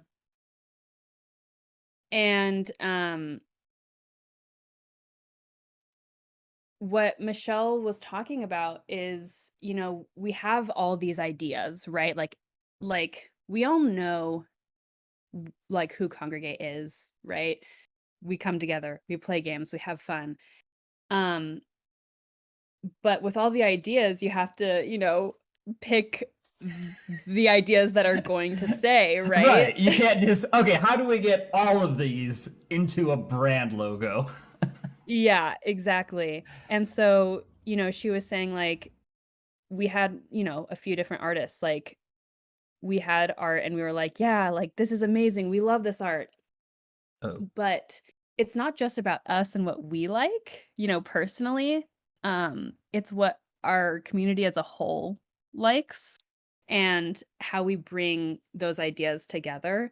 And so, what we ended up landing on is, more inclusive color scheme, instead of and one of the things that she spoke about was our designers had originally only been working with like reds, gray, black, white, and with our current senior product designer, for our brand and platform space, he really brought in this idea of like, let's be able to fit anywhere, like we're keeping our Congregate red, like we're Mhm. making sure that we have red because that's so important to us and our identity and who we are. And also, Um, thank you, because I don't have to go back and change a bunch of colors on our Discord. yeah, It's all about me, after all. exactly. Like my last name being easy to pronounce. um, but we also have the ability to make our logo fit, wherever it needs to make us inclusive, to make it so that everybody can take part in what we're doing. And so um I think, that is just like a really big thing to keep in mind is like, yeah, you want something that you like, but it's not just about, one person, or it's not even just about the people who work at Congregate. It's about every single person who makes us who we are. All Mhm. of us, the entire community, the people who play our games, the people that we partner with, the people who want to develop games with us, the people who are just thinking about playing a game or thinking about developing with us. It's about all of us. So Yeah. And our lovely friends that hang out on our Discord now. I just as a shout I just want to do another shout out as the community manager. You guys are all wonderful. I've been loving moderating that community. And come join us sometime. Really recommend it. It's not quite the same vibe that the Congregate chat rooms had, and I know we all miss those, but we're trying our best. I think it's pretty great. Thank you. That we're on Discord. I also spoke with Player Experience, our let me make sure, yes, the director of Player Experience. Wanted to make sure I got her title correct, Janet. And she is one of the longest tenured employees at Congregate. And she was talking a lot about Discord, and of course you know more about this because this is, you work with everyone on the Discord, you actually, communicate with them, but she was just like explaining about how like it's a really great place because, again, kind of like how Ruffle, we really stand by Ruffle's message, we also really stand by like Discord's message, which is having us have a place where we can gather and talk and have fun together. Again, I'm gonna say that so If we're many gonna times. congregate, we have to communicate. Yeah, no, it's been great. Using the Discord, there's just a lot of options there. We're always trying out new stuff. We have the faction activities going on right now, which are these little teams that people make, and sometimes we're doing events on the Discord or in real life. Right now we're doing a photo competition, and sometimes we're doing events where we go back and we play Congregate games and we actually like compete to get high scores. And man, these games are still so fun. That's just really it. Is like you go back and you play some of these games and they don't like, they haven't felt like they've aged. They were what they were when they were back then, and they still give you that same feeling now. I love it. And there's a oh, sorry, go ahead. Oh no, I was just agreeing. You could go on, Tom. I was gonna say there's a difference, a feeling between a cooperative community and competitive community as well. And I feel like we at Congregate we tend more obviously towards the collaborative community aspect of it, and it's something that I feel is almost kind of missing from some game cultures nowadays. Like I'm going to mention a game that's not on Congregate, but that I've been obsessed with for the last 6 months or so of my life, is Elden Ring. I feel like that's a fair one to throw out there. I Yeah, think that for took over sure. our entire culture for a while. What I liked it, I mentioned it to several of my my friends who were playing it as well, and it brought me back almost to that age. This is, I'm dating myself, but way back when, like, it was almost like the Nintendo Power era, where like you didn't know where something was, and you went to either a information stockpile to get an answer, or you reached out Yeah. to a community, and it was like this feeling that I hadn't had in a while. And I know there's a large contingency of people who are well, if you have to go to somewhere to get an answer for something, then is that a commentary on game design and blah blah blah. I'm not going to get into that entire thing right now. I can't argue with the feelings that I had while I was playing it, though, and that almost immediate cooperative community that sprung up around that game, and as a way to catalog every location, item, interaction, quest line, and it's just a different sort of, like, you'd get an issue of Nintendo Power back in the day, and you'd be like, oh, in Simon's Quest I have to kneel next to this thing with this particular crystal equipped for 15 seconds, and a whirlwind will come and take me to a new area. Most people had no clue that was the case, but once it was found and it was Most out there, people. It was a little bit yeah, and obtuse. it was, but it also created a lot of really cool interactions with with people that I went to middle school with, and they bring it in and everybody gathers around it and they get the information, they go back and they try it out themselves. And I don't know, I hadn't had that sort of experience personally in quite some time. So I like that Congregate is building up that cooperative community aspect of it. And like you definitely brought back some nostalgia of like the GameFAQs days when like we Oh, didn't for have sure. wikis, and so everything was on GameFAQs. And Mhm. some people would just, it was a labor of love for them. They do all this ASCII art. It was I was so gonna well say the organized. crazy ASCII drawings. And like there was definitely like communities and games where when I went on GameFAQs and I would see something uploaded by a certain user, I'm like, oh, their stuff's always great. I'll Yeah. check them out. Days of the semi-early internet, amazing. Amazing times. And like, I will admit, we have progressed since then. This is not me like, oh, well, back in my day attitude. It's just, it was a Yeah. different time. We didn't have these other options, and we enjoyed other things instead. I'm yelling at clouds, it's all right. Yeah, I feel like that's a lot of my job sometimes, just yelling at clouds. It's funny. Well, yeah, what I was trying to say before. Oh, sorry, Sophia. Oh no, go ahead. I was just I'll- going to talk I'll- about my game here yeah. real quick. This is, now that I remember the name of one of my favorite games, totally did not mess that up.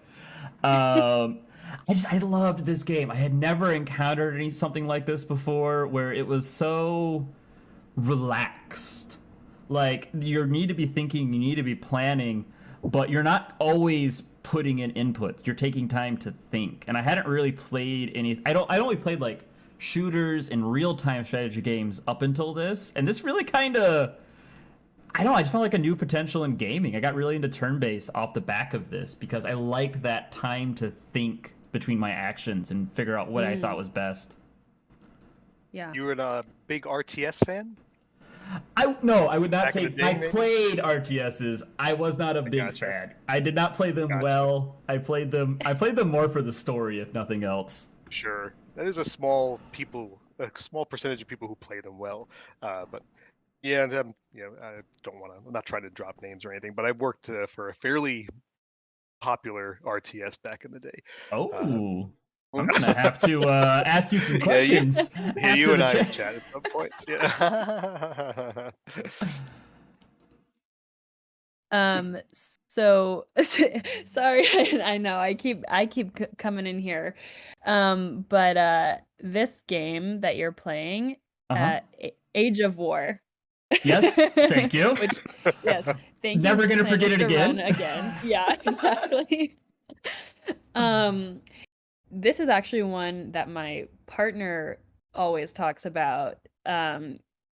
When I was like telling him, oh, hey, like Congregate has an open position and I'm gonna apply for it. Back earlier this year, 8 months ago when I started, he was like, "Oh, Congregate, I love Age of War. Like that was one of my favorite games. I spent so many hours on it." So I thought it was funny that this is the one that you chose too. Oh, that's hilarious. Yeah. I will say that when I was prepping for my interview for Congregate, I did go back and play some games, and this was one of them. Yeah, 100%. 100%. Which, by the Exactly. way, was the best interview prep I've ever had to do in my life. Exactly. It wasn't even me like making any excuse. I legitimately was like, well, I should probably go back and play some games. Yeah, right? And it was really cool because when I was interviewing, there were games that I played that I didn't realize were Congregate games. Oh. Like I didn't realize that Animation Throwdown was a Congregate game. Like, right? And either. I was so excited when I found that out, actually. Yeah, because it's like I play these games and I feel bad because it's like I really want to recognize the people who are working on the games, but I don't. I'm sorry, I didn't look at the logo. But hey, I'm paying attention to the logo a lot more now. It's one of those, it's like people have different relationships with different kinds of media. And so, like, I'm like that with music. I know the songs I like, and someone will be like, oh, who's it by? And I'm like, you know what? I actually have never checked. Yeah.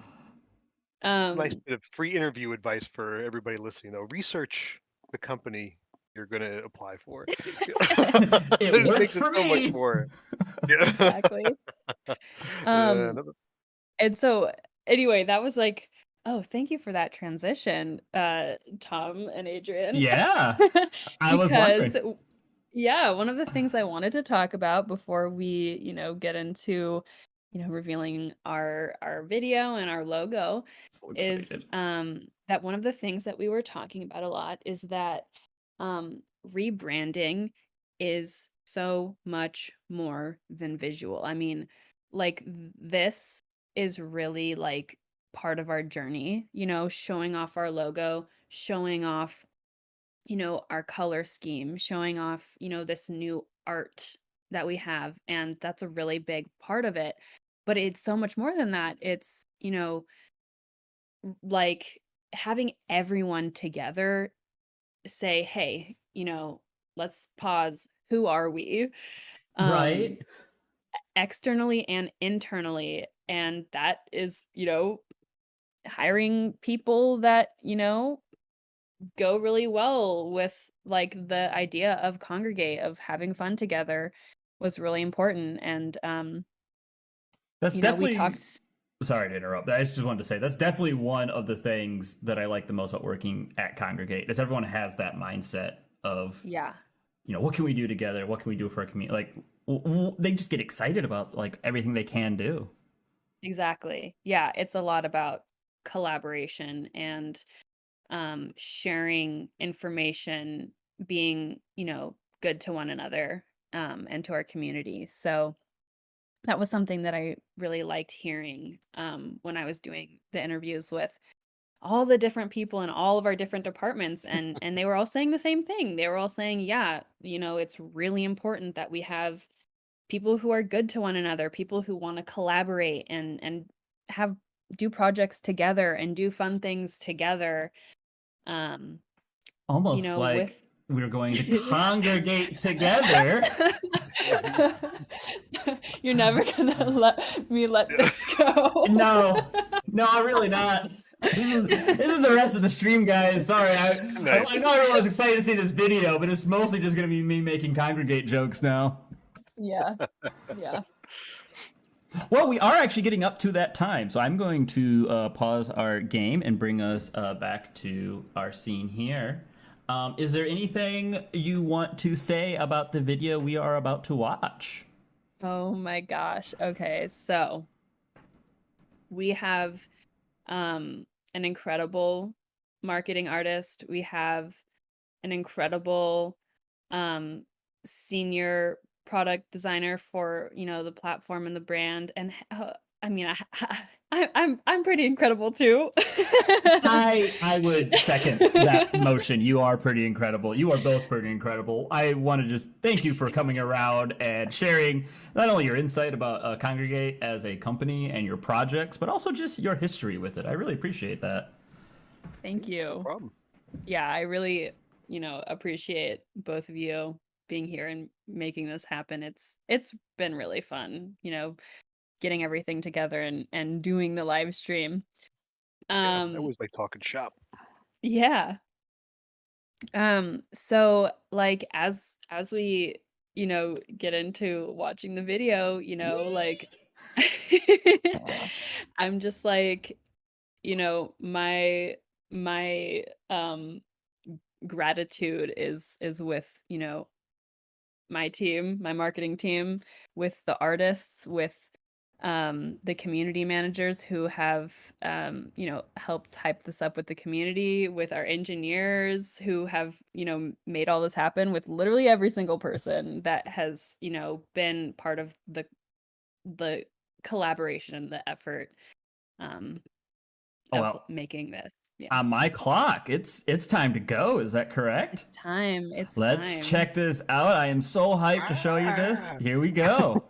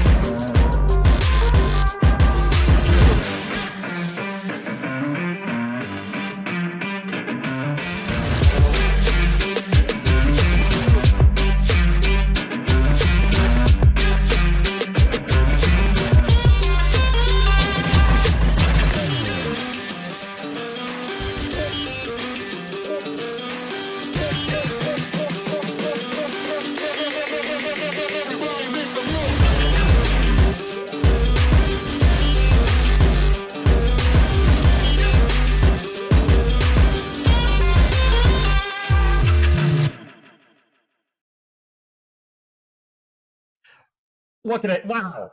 Just, I think I said it like 2 or 3 times behind the scenes while we were all watching that. But I love what we do so much. I love not what we do, but like what our teams do for creating these kind of videos. That was so hype. Yes. I loved it. I'm glad you did too.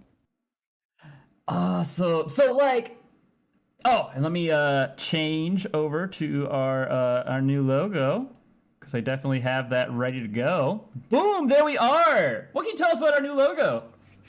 Our new font, our new brand. Yes. Okay. So exciting. So earlier I was looking in the YouTube stream chat and someone was like, "Oh, I really hope ants." It was Plan is to run. The MVP for me, just constantly coming through for us. Thanks, man. Yes. They said those ants are like an identity for Congregate. I hope they stay. Yeah, and so if you one of the like really exciting things is if you check out that K, it looks like a little ant. You can see the little antenna. Is that what you call it on an ant? An antenna?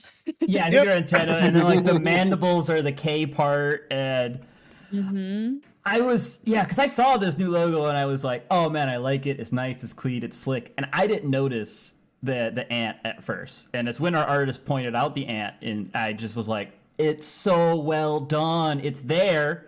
Once you see it, you can't unsee it. But it's so well integrated. Yeah, I completely agree. And so instead of it, being like the ant and Congregate are separate, it's, it's right there. It's the logo. The logo is the ant. So I love that. That wasn't a sentence you thought you'd say today. Yeah. I know, right? Yeah. So yeah, so I'm really excited for that. And and pixels, it's a pixelated logo. Pixels are, part of who we are. It's the building blocks of games. It's and the building blocks of, technology and computers. So, you know, that's what this is. So I'm really Yeah, and excited about it. that's who we are. We are actually behind the scenes all ants. I don't know if anyone's ever told this public facing. This is you heard it from here. You heard it here first. It's all ants. The whole thing. Yeah. It's ants all the way I'm- down. Yeah, I'm an ant. Just a quick mention to the YouTube chat, who is being wonderful as you're participating, and I love all the positive things that you're saying about our brand and our logo. I love that you're loving it. We do have a live giveaway that is happening right now. 5 winners from chat will win 500 creds each. So make sure you are putting your Congregate username. The Discord username is for the Blood Vessels NFT. Your Congregate username is how you get those creds. So make sure you get those in. Our moderators will start grabbing names, and we'll announce those winners at a later time. Thank you. One other thing that I didn't mention earlier, because I was like, I have a little secret. Ooh. So we actually worked with an artist who made a really cool mural in London. And that mural was up, I think it was last month. And you could actually see our new logo in that mural. And so we were kind of seeing if anyone would notice. So we have that on our Twitter. If anyone wants to go back and find the picture of that mural, you can actually see the logo in it, which is really exciting. I think it's funny that you mentioned that, because I noticed the same thing. I don't know if it was on our LinkedIn or our Twitter, but we had a post of our CEO, Marcus, giving a presentation. And his presentation included Congregate. And I definitely noticed in the presentation that it was the new logo. Oh, yeah. And we definitely have a design duel competition, which we will be announcing the results of here very soon. But I was definitely thinking, oh, is anyone gonna notice? Right? Yeah. And so that was kind of part of it is so okay, little secret here. Ooh, we're getting all the secrets. I know. We're getting the Another secrets secret. about the art. We're getting the secrets about everyone being ants. This is I know. So many guys, you're watching some hot topics drop. Yeah. I'm a little bit of a Swiftie. Oh, that is not a secret. I know, it's not a secret anymore. And we have a couple other people on the marketing team who are a little bit of Swifties. And the whole time I was like, how can we give little Easter eggs, So we've got the picture of our CEO, we've got the picture of our logo on the mural. So I was very excited to have was those all little Easter eggs. planned. It was all planned. You even got me. You kept it from me. Yes, I did. Ah. I'm a little I'm a ashamed to admit mastermind. I had to look up what a Swiftie was just now, but now I get it. Oh yeah. I did mention a design duel contest. Sophia, is there anything you want to say about this contest? Yes. So basically, what happened is we were talking about, what can we do for our community, leading up to this logo reveal, and so I was talking with, our community managers and saying like, hey, like y'all do contests and things, and we have, some of these Easter eggs with our logo coming up. what if we do a design duel? And, we have everyone, create their own fan art of what they think that our new logo is going to look like, and have some winners based on, just sheer creativity, like just Oh, there was fun, some creativity, different. all right. There was. And then have a winner for who looks the most, whose logo looks the most like what our new logo is looking like. And so yeah, we have some winners decided. Yeah, before that, we have 5. These are our staff picked favorites. And these aren't necessarily the ones that we thought were the closest. These are the ones that we just liked the most. And this was a blind voting system, just so there wasn't any bias. There were 5 winners. And each of these winners are going to receive 250 creds. So let's get those up here now. Hopefully you guys can see that. And also I need to make sure that the lovely people in our audience can actually hear you right now, because they can't.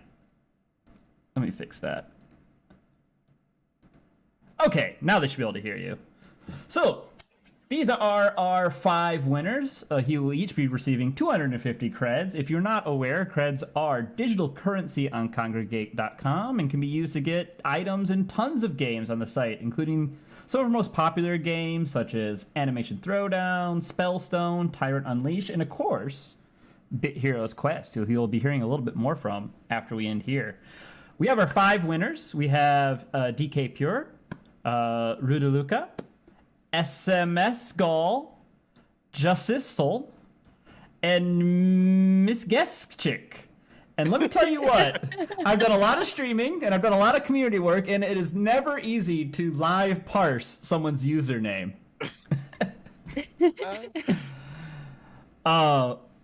Which one of these do you guys like the most? I'm just kind of curious while I have you here before we go on to the grand prize winner. I got the one that just hit me the most was I'm gonna Go for it. Hey, I embarrassed myself. You're fine. Jutsley.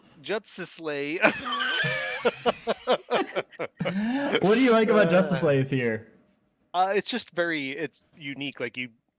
Some of them, like, you don't realize it's a K immediately. Right. It's just has a bit of a more organic feel to it. Yeah, just kind of jumped out at me when I saw this page here. Sophia, how about yours? I mean, you actually got to vote on these, if I remember right. Yeah, I did.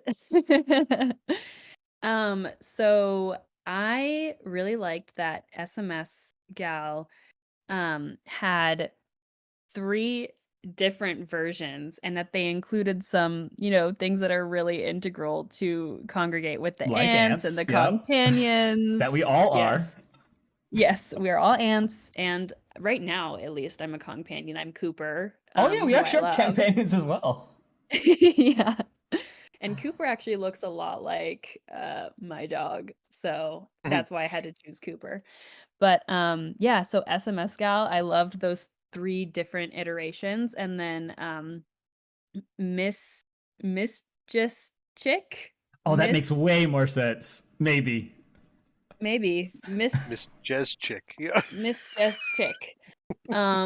I really liked that one. It looks really cool, 3D, and it's got it actually has like a very similar, kind of color scheme, or at least the bottom of the K. And it's like looping around. I thought that was really cool, and it reminded me of was it Spyro? Oh yeah. Like that kind of, like, the dragon-y look. Yeah, I see it now. Yeah, and I just thought that was, like, really cool and unique, so. I also voted for SMS Gal. I got to vote as well, and I just could not. I love all 3 of those designs. I especially like anything that involves the companions. They're very near and dear to my heart. I got a second pick, And keep in mind, this was all blind. I didn't know these names ahead of time. And I was really excited because I accidentally, well, unintentionally, I should say, picked Rudalucas, who is a member of our Congregate Discord community. They're frequently on there. They are a wonderful member of the community. And I just love what they did here because it's so lightweight. I just feel like it represents Congregate so well because what I like about Congregate is, hey, maybe you're in a position where you can't afford a nice gaming computer or even a console. What I like about Congregate is it's lightweight. It can run on anything. It's accessible gaming for anyone despite your financial situation. And so I really like what's in the energy of just this lightweight K. Yeah, Yeah, I like that too. I agree. How about we check out our grand prize winner? Now, our grand prize from this is, let me make sure I get this right before I say it publicly. Yes, it is a $50 Visa gift card for the submission that got the closest to our actual result, our actual logo. And I'm going to bring that up now so that Sophia can explain why we feel like this is so similar to what we wanted to go for. Yes. So, the reason why we said that this one, now, let's see, the name of the winner here, is, let me make sure that I'm, okay, Demon Dutch Design by Random Dutch. That was easier to say. Yeah, most of those words make sense as words, so yeah, They that do. helps. Yes.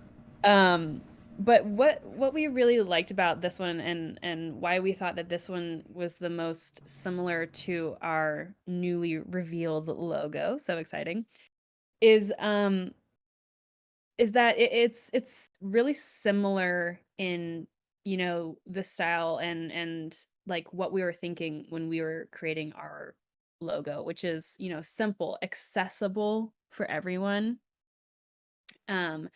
Clean, but with a clean new font, which I think, you know, represents the journey that we're going on brand wise, you know, defining who we are and who we're becoming and where we're going, you know, keeping in mind who we have been and our identity this whole time. You know, it has some of that, like that red color, you know, red is really integral to who we are.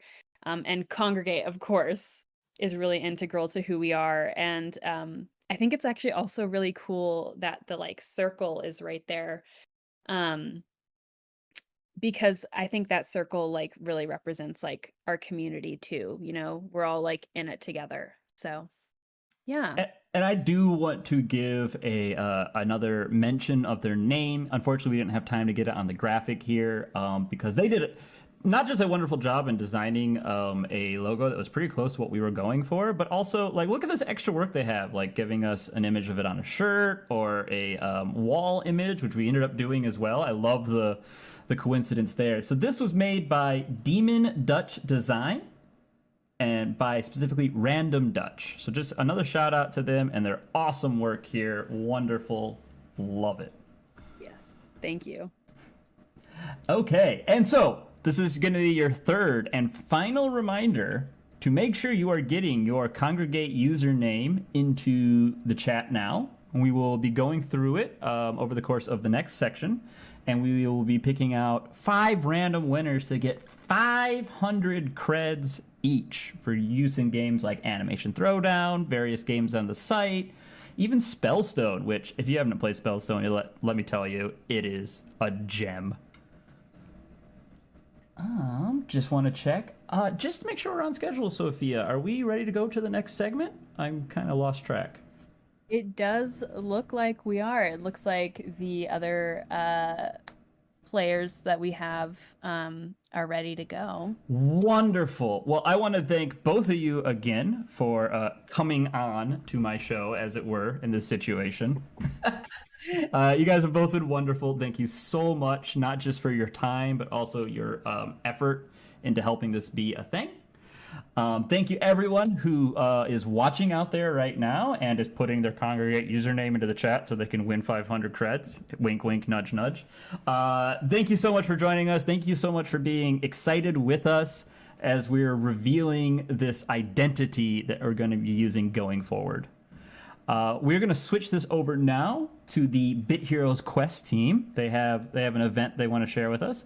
Hold on for a second. There might be a bit of a technical hiccup. We're going to be changing machines, so don't go anywhere, but stay tuned for more. Okay. Thanks, Adrian. Take care, everyone. It was a pleasure. Okay, I'm assuming we're live. Just checking over here for a second. Can you double check, Sophia? Oh, yes. I do see us. Yes. Yeah, I can see the string running.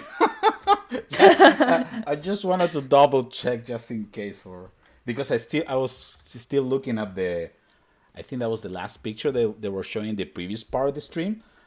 Some really cool Congregate t-shirts. So I didn't see our stream running. So I guess we're live, all right? We are in fact live. And hello again. It's me, Sophia. I was just here. And we have a couple new people. So would you two like to introduce yourselves? Sure. Well, my name is, they call me Hunter or the Game Hunter. I used to be a streamer, YouTuber, and everything. Now I'm working in the Bitverse team as a marketing manager. I'm super happy to be here to be able to spend some time just checking how everything is running with Bit Heroes Quest and the NFT integration. Really excited and happy to be here. Thank you. Hi, my name is Donnie McCullough, otherwise known as the Bit Viper. If you ever were able to attend some of our podcasts a long time ago, you'll know that I'm kind of over our blockchain activities here at the Bitverse, looking at the NFTs, designing them, working with the game teams, trying to figure out how all that intersects. I've been with Kongregate since May, so still relatively new, but now I'm starting to be here long enough, or been here long enough that I'm starting to get my feel of how everything works. Thank you. Just since April, sorry, Viper. I mean, it feels like I've been working for years. But... No, just May. Just wow. Since May, yeah. So just before we get into this, I'm going to announce yet another giveaway. This is we've had so many giveaways today. Today, to celebrate everything going on, our new logo reveal, showing off Heroes Quest, we are giving away an Ultra Gore to 5 people that can be used in Bit Heroes Quest. And so to enter, all you need to do is post your hero tag in chat, and then the winner will be randomly selected at the end of the event, just like we've done this whole time, but with your hero tag this time. So make sure you put your Bit Heroes hero tag in the chat, and we can get started. So the Game Hunter is going to be showing us Heroes Quest, and I'm really excited to see. Yeah, actually, we're gonna start with something previous to Bit Heroes Quest. We're releasing in probably next week. We're gonna release a couple of videos of just to help the community on how to create, for example, a Congregate account, how to link your Congregate account with your wallet, how to stake a Bitverse hero, because I noticed that we're still receiving some questions of people say, hey, where is the staking? What is that about? And the idea, of course, is to make sure that the community have a pleasant time playing the Bitverse and understand exactly how everything works. So we're going to start from the bitverse.io. Okay, I'm already logged in with my Congregate account. Once that you have your account link, you can go to account settings, and in a few more seconds, you are gonna probably see that the wallet is already linked to my Congregate account. For that reason, I can have access to my heroes. Okay, so if I click in heroes, you're gonna see all the heroes that I have in my MetaMask wallet. And you're going to probably notice that 2 of those have a little vault, really cute little vault in the bottom right corner of the screen. That means that those heroes are already staked. What is stake means in this case is like we are pretty much sending the heroes to be part of the Bitverse. Okay, you need to stake a hero in order to be able to use it. Okay, so and the process is super simple. You just need to select the hero that you want to stake, and just click in a stake. You're gonna receive a pop-up from Immutable X, just saying that you're gonna transfer that hero to be able to be in the Bitverse, and that's it.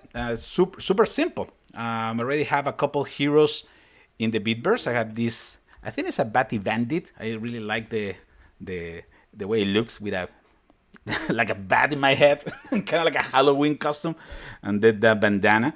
And also I have this mohawk. It's funny that at least like a 5 or 6 more people in Kongregate, we all have a similar Bitverse hero with the mohawk. So we are the Mohawk brothers. I'm gonna have. I like your bat on fire up there. It looks like the bat is either on fire or he's flapping his wings if you scroll up there. I know. It's the first one. Yeah, that's gonna. Yeah, the first Whoa. one. Your epic at the top.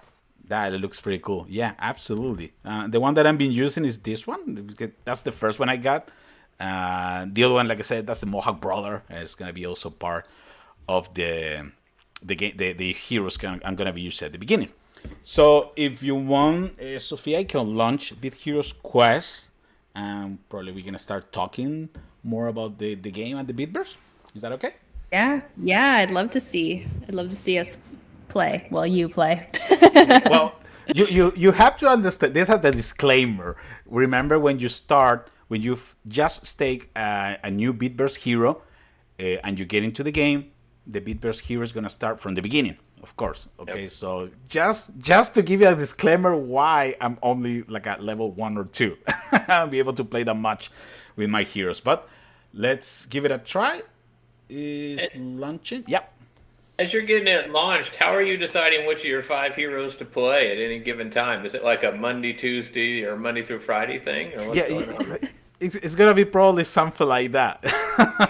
That's funny. I have 4 myself, but 2 of them are for my boys, so like I'm not touching those. Those are for them. Yeah, I still haven't decided what I'm gonna do with the other ones. I will probably give them to some of my family members. That's why I decided to stake only 2 of my heroes. One again is the Mohawk brother, so it has to be part of this, and the other one is the first one that I got, which is this Batty Bandit. She looks really cool. So super excited to be able to show you these NFTs or Bitverse heroes in action, right? Makes sense. Okay. All right. So we're in the game. In the meantime, you need to talk, Sophia, because I had to concentrate to do as much progress as possible in the game. Okay, so I'm distracting everyone from the fact that this is a new one that you're playing with. You don't have to repeat that, but okay, thank you so much.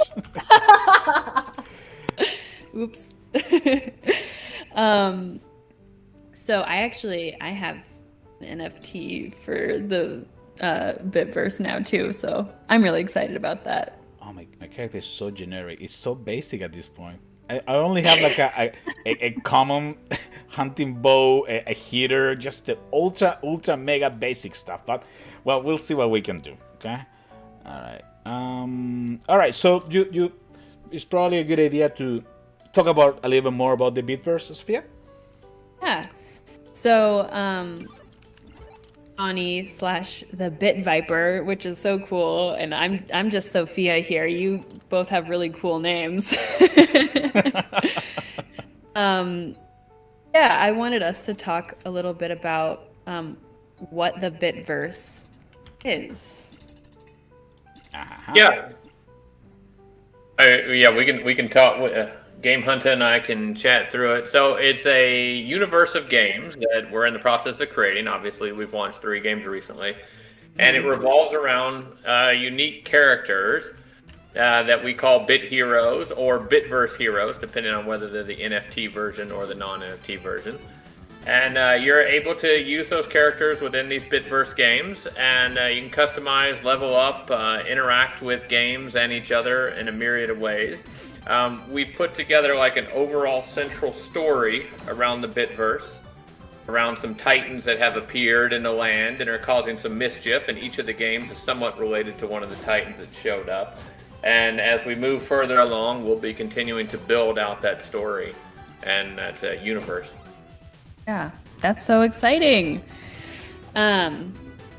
So a little bit about the heroes. They're limited and they're unique because, you know, the NFT, they're NFT heroes. So if you're not fully sure what an NFT is, we actually are, you know, working on explaining all this. It's a one-of-one, basically avatar that you can use in the Bitverse, and each of them has their own traits and options that aren't repeatable anywhere else. So that's really exciting. Yeah, that's In essence, you know, if you're going to explain what an NFT is, NFT sounds complicated, and then when you hear non-fungible token, it's like, well, what exactly is that? And really, though, that's just industry jargon. What it really is, it's a digital asset, just like if you own something in a game somewhere else. But the difference is, it's been put on a blockchain, and there's now what they call a token associated with it. You can see it on the blockchain, and why that's important is because, one, you can verify ownership, and anyone can go look at it because they're on public blockchains, and you can go see that you are the only owner of this thing. If you were to play another game with skins, there's almost that's not on a blockchain, there's almost no way to know that you would be the only person that necessarily has that avatar, that skin, that device, whatever it is, because the game could produce as many as they wanted. They said, oh, we only produced 500, but how would you know they didn't produce 5,000? So an NFT is a way of basically tracking that type of thing, creating an asset that can be seen and it can be tracked. And so you can actually go yourself on the blockchain. I encourage people, if they're interested in that kind of thing, to go on there and take a look around, and you'll see you will be the only person that has that character with those type of traits going along with it. Yeah, thank you. And of course, we also have the option for everyone to play these games with or without an NFT. So, because of course, as we were talking earlier in the other section of the live stream, you know, we want to make sure that our games are accessible for everyone, and you know, make sure that everyone can like really have fun with us in all of our games. So I'm really excited about, you know, what this new technology is offering us as a community, but also for people who are like, you know, they just want to play the game and they can do that. Yeah, absolutely. Like, Quest has been free to play since its inception. It will continue to be free to play. Bit Heroes Arena, Bit Heroes Runner, future games we have planned, they will all have a free to play component to it. You do not have to have an NFT. You can get on, you can play at the highest level. The NFTs, there may be a few extra modes that NFT players will get access to, but those modes will only be related to, well, as far as I know, as I've envisioned, like those modes will most likely be relegated to things that earn the crypto token that we will eventually launch, the BitPixel. So yeah, it's kind of like if you have the NFT, you're able to work on the blockchain portion, which would include like the BitPixel being able to earn them, that kind of thing in the game. Great. So, what is the game Hunter doing right now? Looks like I'm kind of like a surviving at this point. surviving, not thriving, not quite yet. I have to grind a lot. I mean, my other character is not like a high level. He's level 72, I believe. But in this one, it's just getting started. And you know what? I always found interesting when you start playing a game from the beginning, because you start collecting. You start like enjoying every single stuff, even the most basic familiars. I don't know. That is something that I really wanted to do. So now that we have this opportunity by using the NFTs in the game, well, I'm super excited. So right now I got my second familiar. I'm super happy. And let's see, we can collect a couple stuff. Let me put in automatic so we can talk a little bit more. What we guys were talking about the Bitverse and all the heroes, being able to play all the different characters, maintain your progress through the Bitverse. I think that is just fantastic. It's so cool. There is really not that many. I don't remember any other project. I don't know. Maybe you can correct me, Viper, if there is any other project that has this multiverse universe that is actually with live games where you can actually keep the progress of your character through all the games. It's something really special, right? Yeah, to my knowledge, and of course I don't know everything that's out there. I have not seen games where you can take an NFT out of one game and like use it across another one. I haven't seen that yet, nor have I seen like storing in-game progression, if you will, and being able to almost like level up your character and then being able to take out that NFT, that character with the leveling and potentially sell it, trade it, give it to someone else. I haven't seen that type of thing on the marketplace. I think the closest I've seen is one project that they have a cryptocurrency and they can use it across multiple projects, but they don't have, the games are completely separate. They don't have anything like tying them together other than just a currency. Mm-hmm. Exactly. And also it's so diverse. The games that we have, the Bitverse, they're so different. So it's open to a broader audience. I mean, we're talking about an RPG game, as Bit Hero Quest is. We got the Battle Royale game, which is Arena, and also we got this Endless Runner.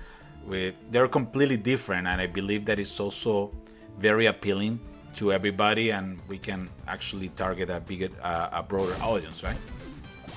Yeah, they are, and we also have the CCG in the works. In fact, I've been in a couple meetings recently regarding the CCG, so that stuff is starting to pick up a little bit. And then there's the 5th game, Battlefields, which I'm not allowed to say anything else about. Why did you just say it? Well, it's in the white paper. The game is sitting there. There's a picture in the white paper. People can go see. But I'm not allowed to spoil anything else about that game. Oh, that's fantastic. So we have the CCG and the Battlefield game next year. Oh, well, again, it's just too many things going on, and it's been a really crazy year. Actually, I think right now I can invite you now. Let me see if I can invite you for this raid. And You grab my character for. I'm trying to. Oh, right there. Yeah. We were trying to do that right before here to get my NFT character, who I just started yesterday. I'm a little further than his. Look at the character, so cute. I love the mount that you have. That's so cool. Wow, you have all the teammates. Yeah. I want to use the Goku ones because they're too powerful. But let me see. I can use Viper. Level 24 is good. It's acceptable.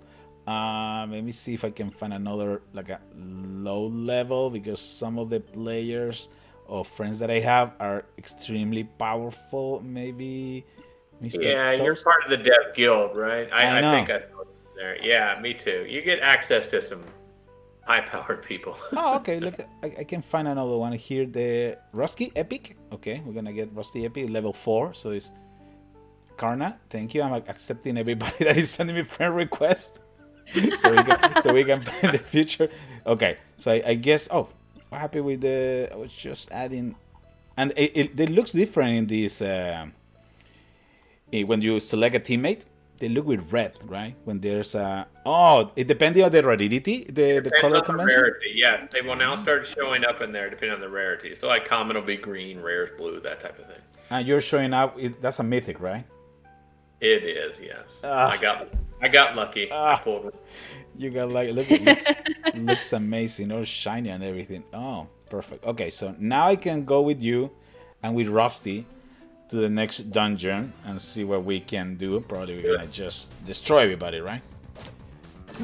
Wait, can you let us play? Your character is killing everything. Oh, come on! Oh my goodness! Yeah, my goodness, it's too powerful. All right, we're just walking around, and here comes Viper with his fancy horse, destroying everything. Look at that! One blow, and that's it. Anyway, so probably we can continue talking because apparently Viper's gonna finish this dungeon alone, right? Yeah, super excited about the. Well, you know what? Personally, the game that I really want to start spending a lot of time, and actually I'm planning to come back as a streamer, doing some live streams, is to play in Arena. I mean, that's a game that I'm really okay. I don't know. I know we're still in open beta. We're still working on a bunch of things. We really appreciate all the feedback that we receive from the community, and that was the reason that we decided to launch this in open beta, so we can start building and making all the adjustment that we have to do in the game, hand by hand with the community, and that is super important. So we are appreciating so much all the feedback that we're getting. But yeah, it got me super excited to play a Battle Royale game. I'm a huge fan of Battle Royales in general, except for Fortnite. But Arena has something really special. Plus, I'm going to be able to use my Batty Bandit in the game. So what can I say? It's just, I cannot wait to jump in a couple games. Huh? Yeah. I've Battle Arena is not. I'm not that good at it. So nor battle royals in general. I'm not that great at it. So I've been actually steering more towards Runner. Well, until Quest launched this week. I've been steering more towards Runner. I was actually surprised at how addicting Runner was for myself. My kids were playing it. They really liked it. I was playing it. I was like, oh yeah, this is fun, and I just kept playing and have been playing a lot. But since Quest launched this week and yesterday, I was able to finally get everything going on the game. This will now be what I'm playing right now. You know, I completely agree with you in Runner. I'm not the kind of person that played that kind of games. Maybe the last Endless Runner that I played probably was Banana Kong. But besides that, it's like not my cup of tea. But I found myself playing a lot of Runner. It was one day that I decided to record a couple of videos for marketing purposes. So I request to the developer teams if they can grant me access to a build so I can play and just record. That was my task. And then I noticed that it was a Friday. It was like at 2-3 in the morning. I was still playing Runner. I just couldn't believe it. It's really fun. It's really fun. I like to do product testing of Runner while sitting in meetings. It may not be the most exciting, but don't tell Jorge or any of them. Well, probably, he's probably looking at this. Oh my gosh, product testing. Product testing. You got to. What did I read? Someone. You got to eat your own dog food sometimes. Oh, that's the phrase I heard. Wow. I prefer the phrase "play your own games." Yeah, that's not as fun. It's actually funny though, because during the last block we were talking about the same thing, where when the Ruffle integration happened on Congregate.com, I was like doing product testing all day. Well, getting to play all of our Flash games again, which was really fun. You have to do it. You have to do it. That's the tough part. And I see myself doing the same, especially with the Runner and a little bit of Arena. But Arena, you really need to pay attention to the game because it's like something happening all the time. So it's more scary.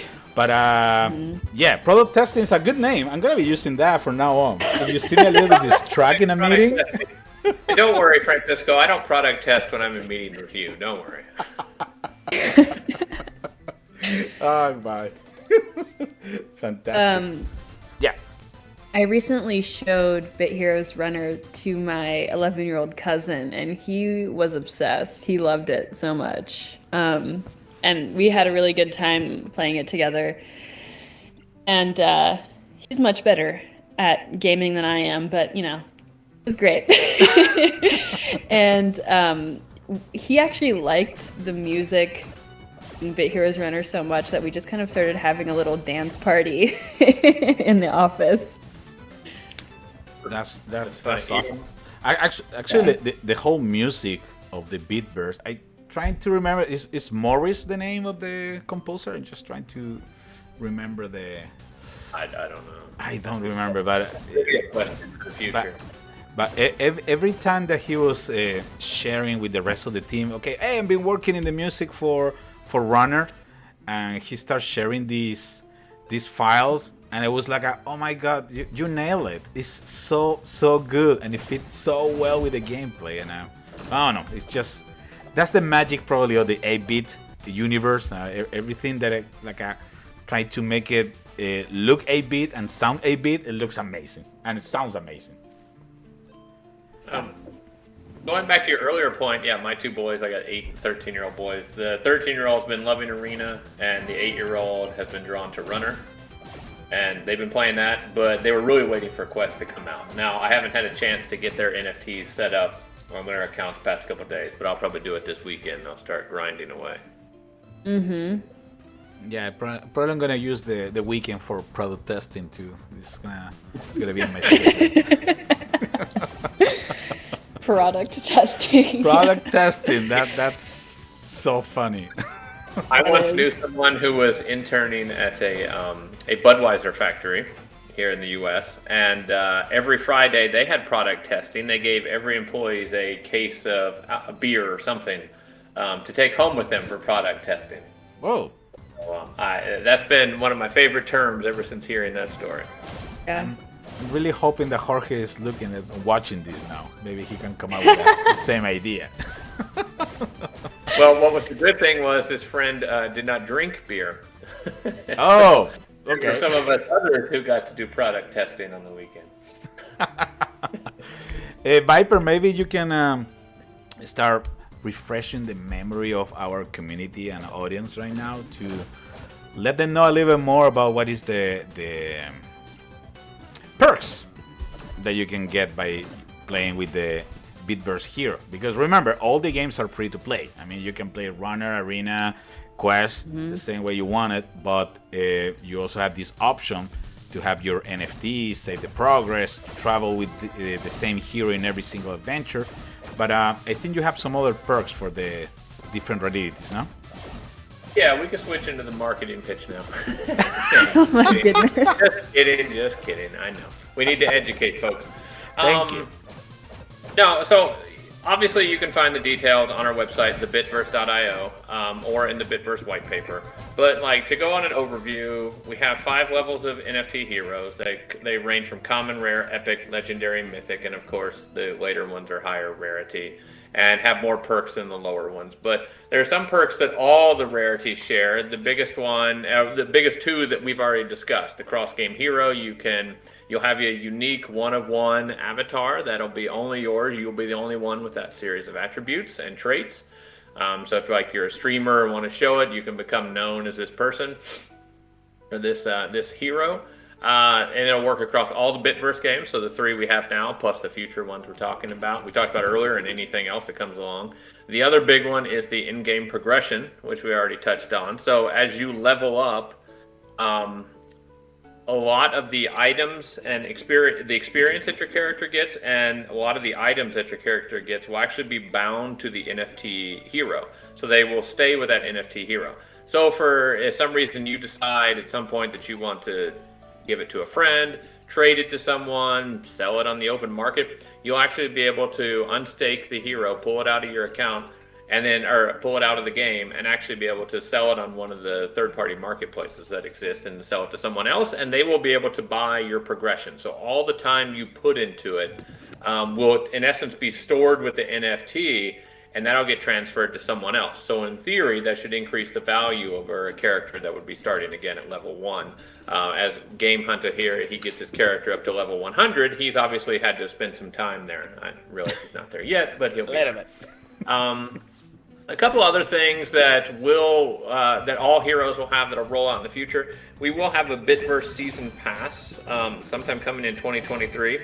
And it'll be a season pass that kind of encompasses all the Bitverse games at the time that it's going on. So, for example, the Bitverse Season Pass may have some challenges in Runner to achieve, and then have a couple things to do in Arena, and then have some things to do in Quest to be able to unlock rewards and benefits across all the Bitverse games or particular items within the individual games.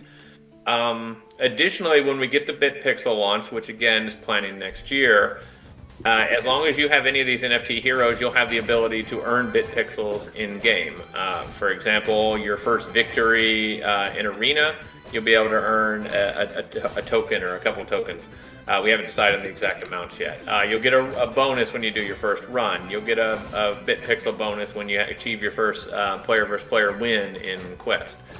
Additionally, in Runner, we'll start to just kind of seed the board as you're running through with BitPixels. Now, I'll be honest, they're going to be hard to achieve and hard to get, but there will be opportunities to earn BitPixels if you have a lot of skills in the game. That's one of the reasons why I'm practicing Bit Heroes Runner so much. Good. Additionally, we plan to, as we launch the BitPixel in Quest, well, one thing we're planning to do in Quest is to make live one-on-one player versus player mode.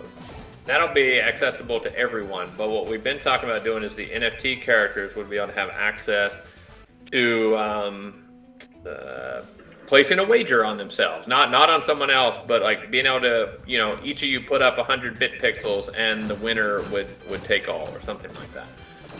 And those are all at the smaller levels. Higher rarity, so rare and above, we have the ad-free experience.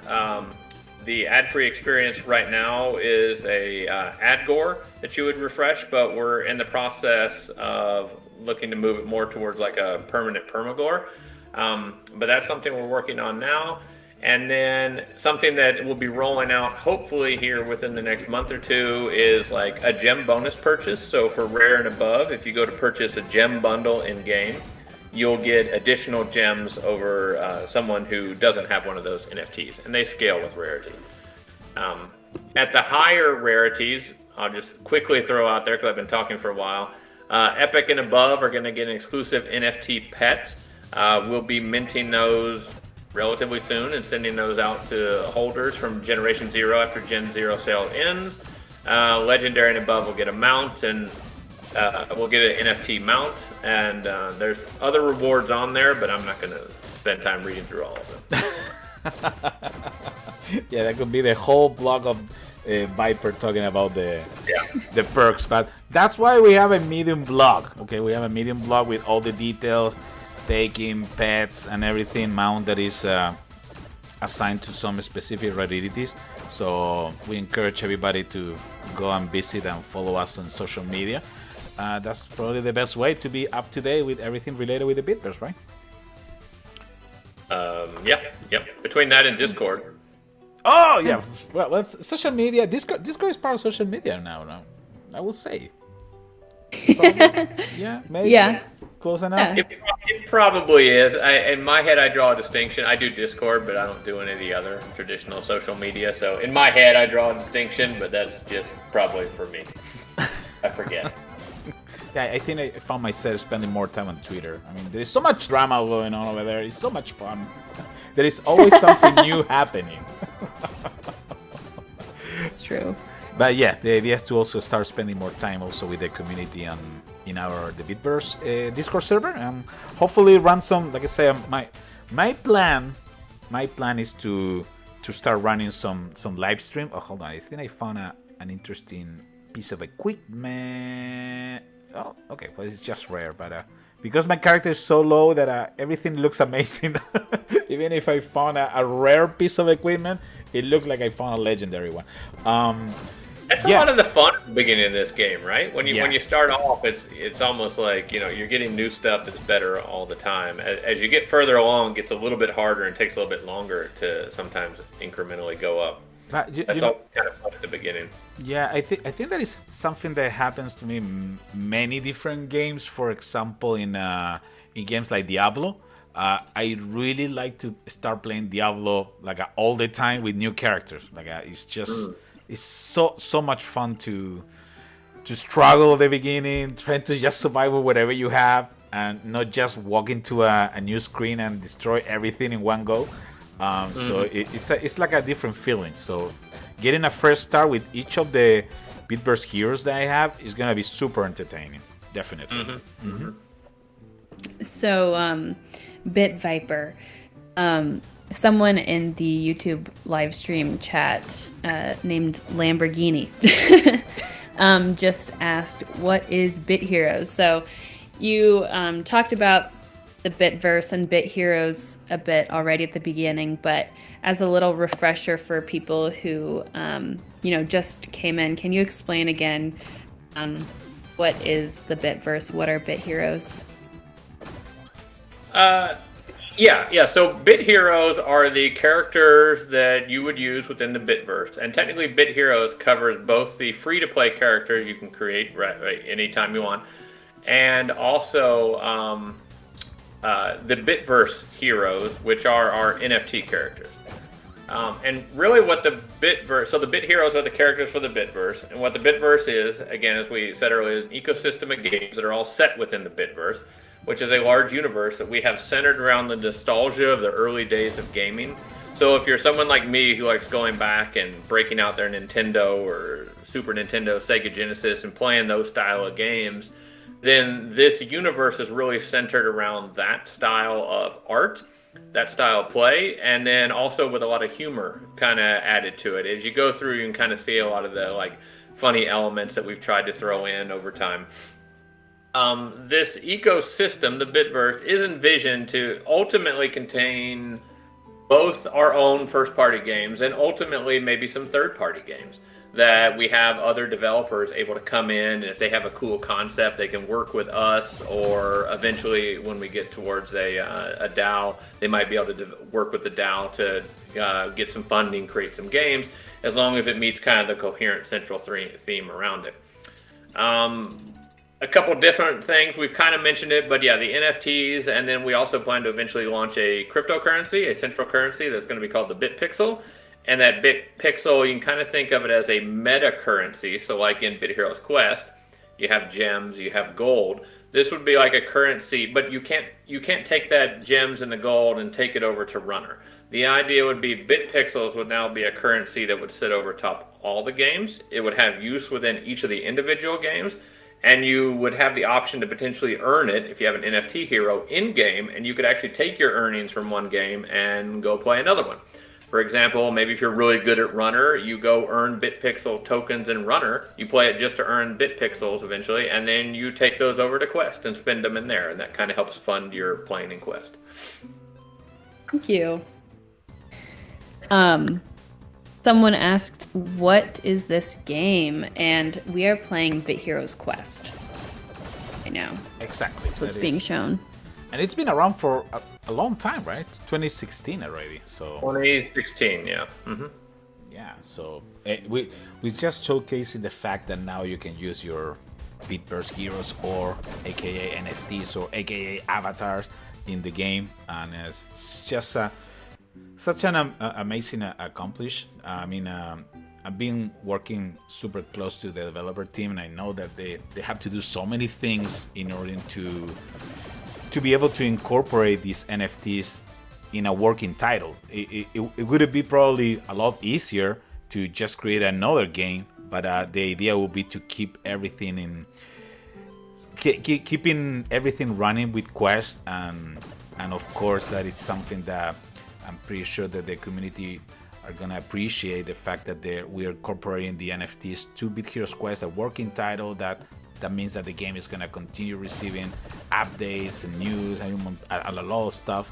So yeah, it's super exciting to finally see these characters be playable in Quest, right?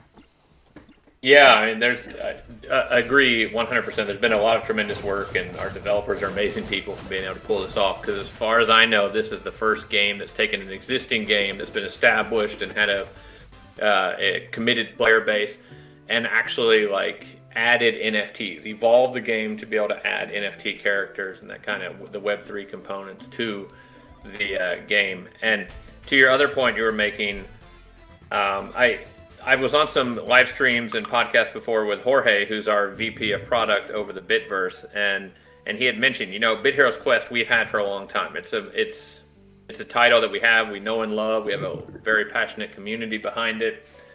But he had always felt that this game, and particularly this universe, this style, this 8-bit style of kind of fun corniness on the side, always had a lot more potential.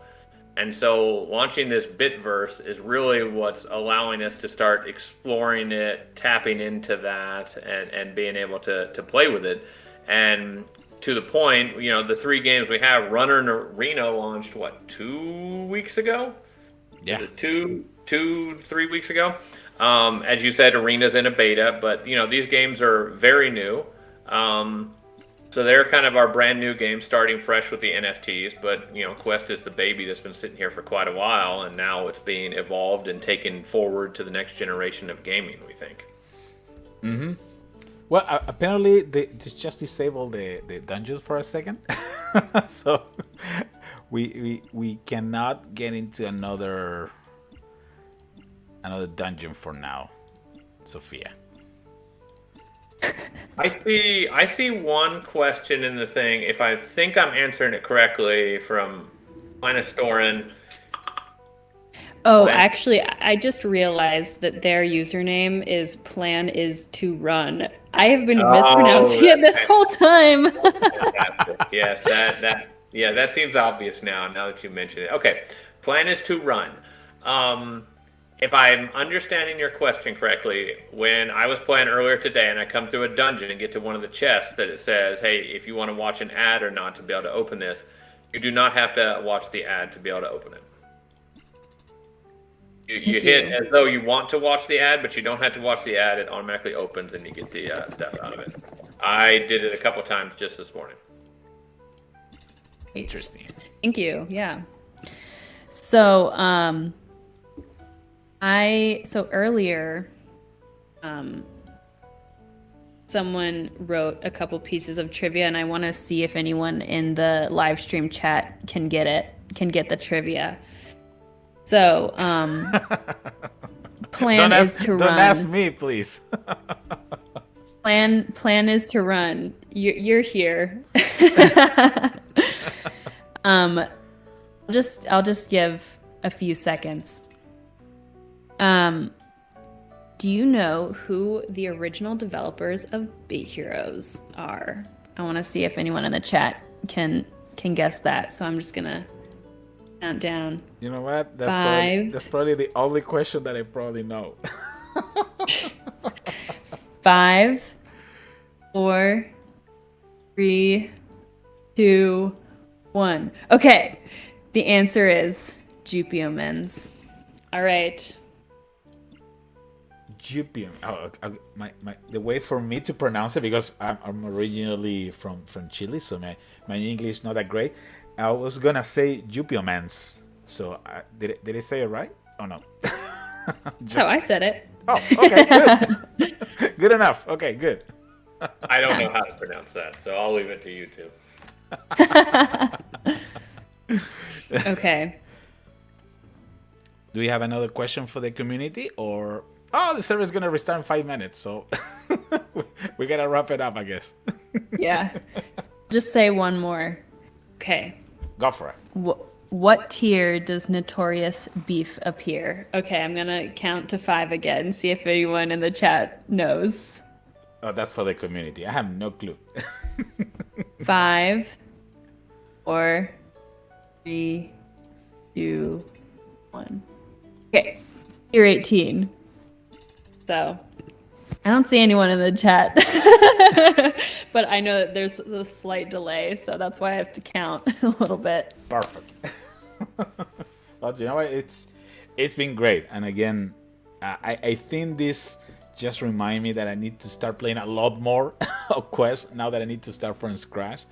And find these amazing items. I'm looking right now at my friends list, and I'm so jealous. I'm jealous that everybody has some really cool weapons and stuff like that. For example, there's so many cool things. Yeah. Quest. I heard people really been hitting it since the NFT characters came out. I heard that within 24 hours, some folks had already gotten up to like level 100. What? Yeah. I don't know what tier they're on or anything, but that's what I had heard. That's crazy. That's crazy. It took me like probably like 2 weeks, a week and a half. No, probably a week and a half, but not playing like all the time to get to level 70, if I'm not wrong. And I think you were playing a lot also Viper, right? When you joined the team in Congregate. I was. Jorge had given me a challenge to get to level 100 within 30 days, and then I think level 150 within 60 days. So I got to 150 in about 44 days. That's pretty good. I may have been enlisting my children to help me grind through some of the stuff. But, again, hopefully he's not listening to the stream. Probably. Oh, it's been so much fun. Yeah, I cannot wait for us to start streaming the other titles also for the Bitverse. So, as I was mentioning before, one of my plans is that probably at the beginning, maybe at the end of December or the beginning of January, start streaming a lot of Arena, especially maybe do some tournaments with the community, give away some prizes and stuff like that. So, well, pay attention to the social media of the Bitverse for more news, right? Well, and if you need someone to help you product test and be dead meat for you, then feel free to reach out to me. You got it, buddy. You got it. All right, I think we're gonna restart the server. Sophia, any other comments from the community or questions? No, it doesn't look like there's any other questions or anything, although Plan Is to Run got really close on both of those trivia questions, so I'm proud of them. Yeah, definitely. Yeah, but thank you so much, everybody, for joining us today. I had a really fun time playing games and watching everyone play games as well. So yeah, thank you so much. Yes, thank you so much for watching, for supporting the project. We are, again, we are following a really tough and challenging roadmap. Again, I'm very proud of the whole team, everybody, community, developer, marketing, everybody that is in part of the Bitverse and in Kongregate, because at the beginning it looks kind of, wow, like a dreamer to have 3 working titles with NFTs this year. And I think we mentioned this before, but there is so many interesting projects that they have also.